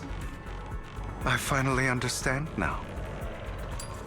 Some pain only fades when it's seen. When it's accepted. So I won't fight you anymore. I won't hate myself anymore. Again, Weakness, good therapy. Hatred, malice, strength, forgiveness, justice. They're all a party now.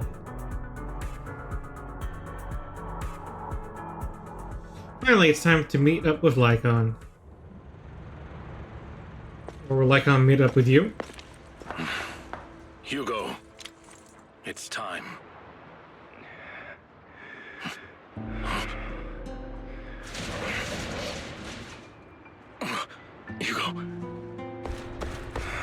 Hugo, you... Did I scare you?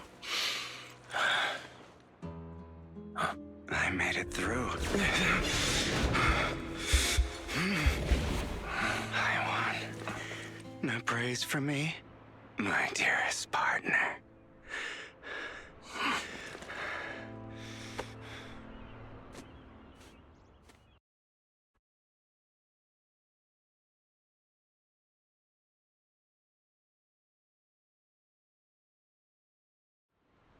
Oh, that was intense. This is just like what I saw in my dream.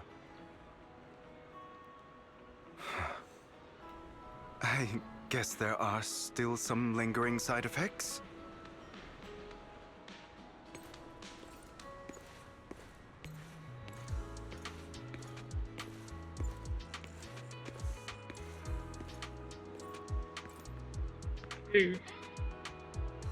Let's talk to Lycon and then we might call it for today. I'll come back either tomorrow or see, it's Wednesday. I might come back Friday, 12 a.m. to finish the rest of this. Let's just finish this conversation. Call it. Ah, my former partner. You're still as punctual as ever. Are you sure you are fully recovered? How about we fight? And I'll show you how recovered I am. I refuse to fight someone who is in need of medical attention. Lycon falls silent for a moment and eventually hands over a coin. No, looking at the packaging, it's not a coin, but a familiar chocolate. How thoughtful. I'm touched. Or perhaps is this simply part of Victoria Housekeeping's professional care? I'd rather you not starve to death. Hugo takes the coin. After a moment of silence, he eventually eats it. Not to your liking. I'm fairly certain this is the same kind as before. No. I've just gone too long without food. It feels a bit uncomfortable. Either way, thank you. Now tell me, what exactly happened in the warehouse? Just going a bit crazy from... you know what? Were you expecting anything else? But I did have a very long dream. A dream about many things from the past. If I had to put it into words, it would be like giving myself psychological therapy. You seem like you could benefit from some too. How about it? Want to book a session with me? Trust me, I'm a pro. Seems you really have recovered. Well, of course. I'm feeling pretty great right now. Like I could argue with you all day on every petty detail of who exactly was in the wrong back then. I wanted to ask, what you said about Mockingbird before, when you faked your death, was that part of the act? You mean the part about how Mockingbird has never really changed anything or saved anyone. I didn't expect you to still be so hung up on this. Interesting.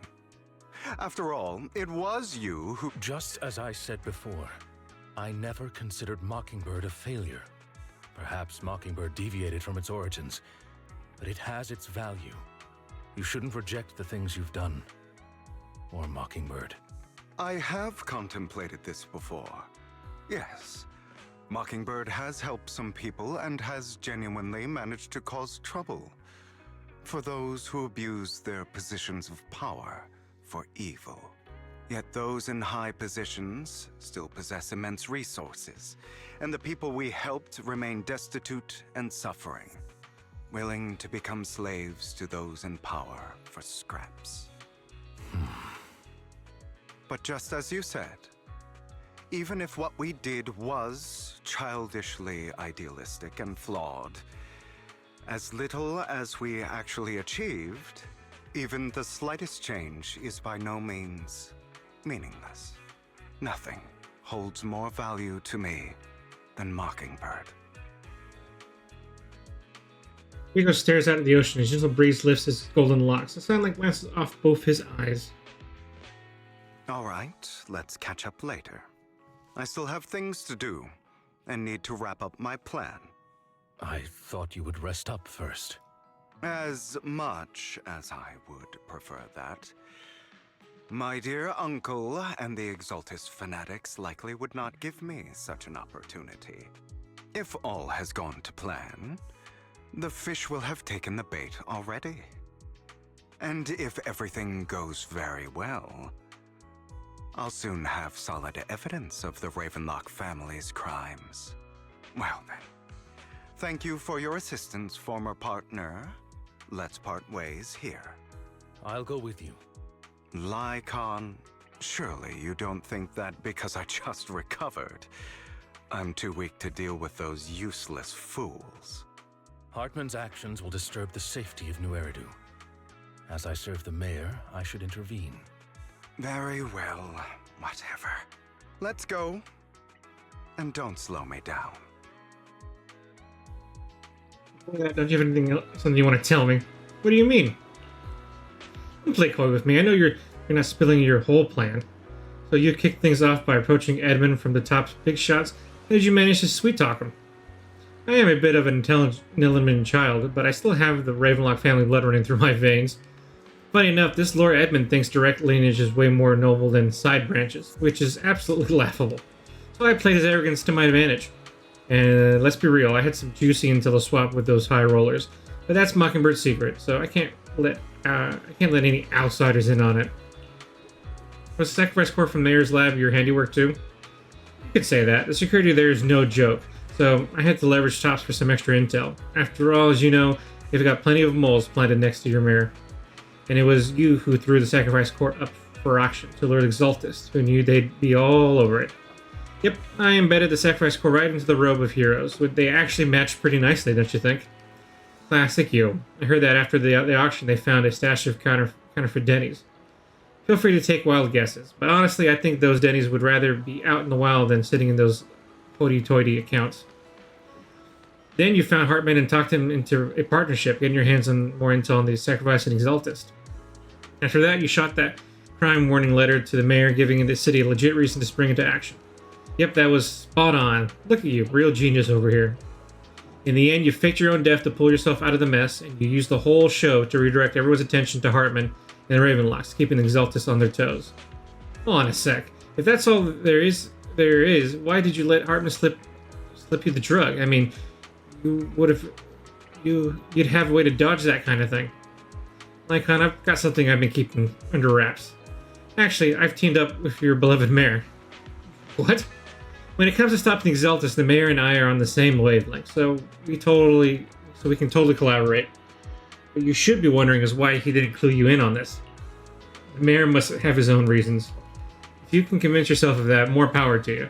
Just know, if you ever want to swing back to Mockingbird, you can come beg me. I'll make sure to turn you down gracefully.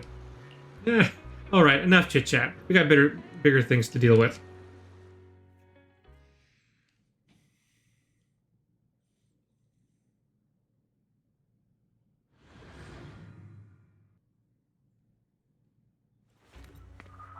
Oh, shoot. I guess I'm not going to have a chance to exit here after all. I'm sure you've heard about the missing workers from companies under the Ravenlock family. Wait, can I exit this? Okay, yeah, I can exit this. Where's it going to take me? Yeah, because I think I'm going to call it stream tonight. We'll just finish this another day. Yeah, okay. No, I did not. My former partner. Okay, my bad. I just was wondering what it was going to do. And now I know. Yada, yada, yada. Okay, I'm going to do it all over again. Ooh, there's a lot of dialogue. Okay, here we go. All right, time to do this again.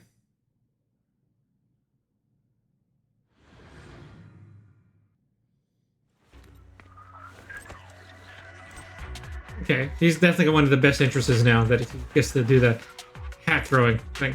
That's funny. Okay, exit combat.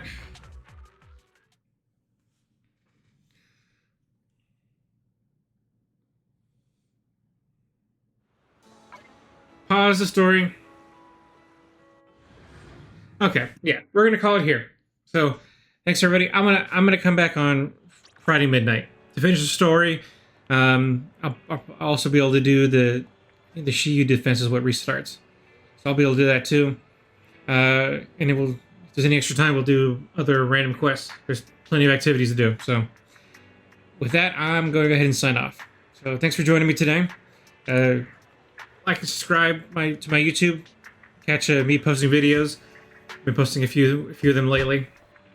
I'm hoping that we're going to have some new character reveals to go over in the next couple of days. So expect some of those to come soon, hopefully. But besides that, yeah, thanks for joining me tonight. You all have a good night. Adios.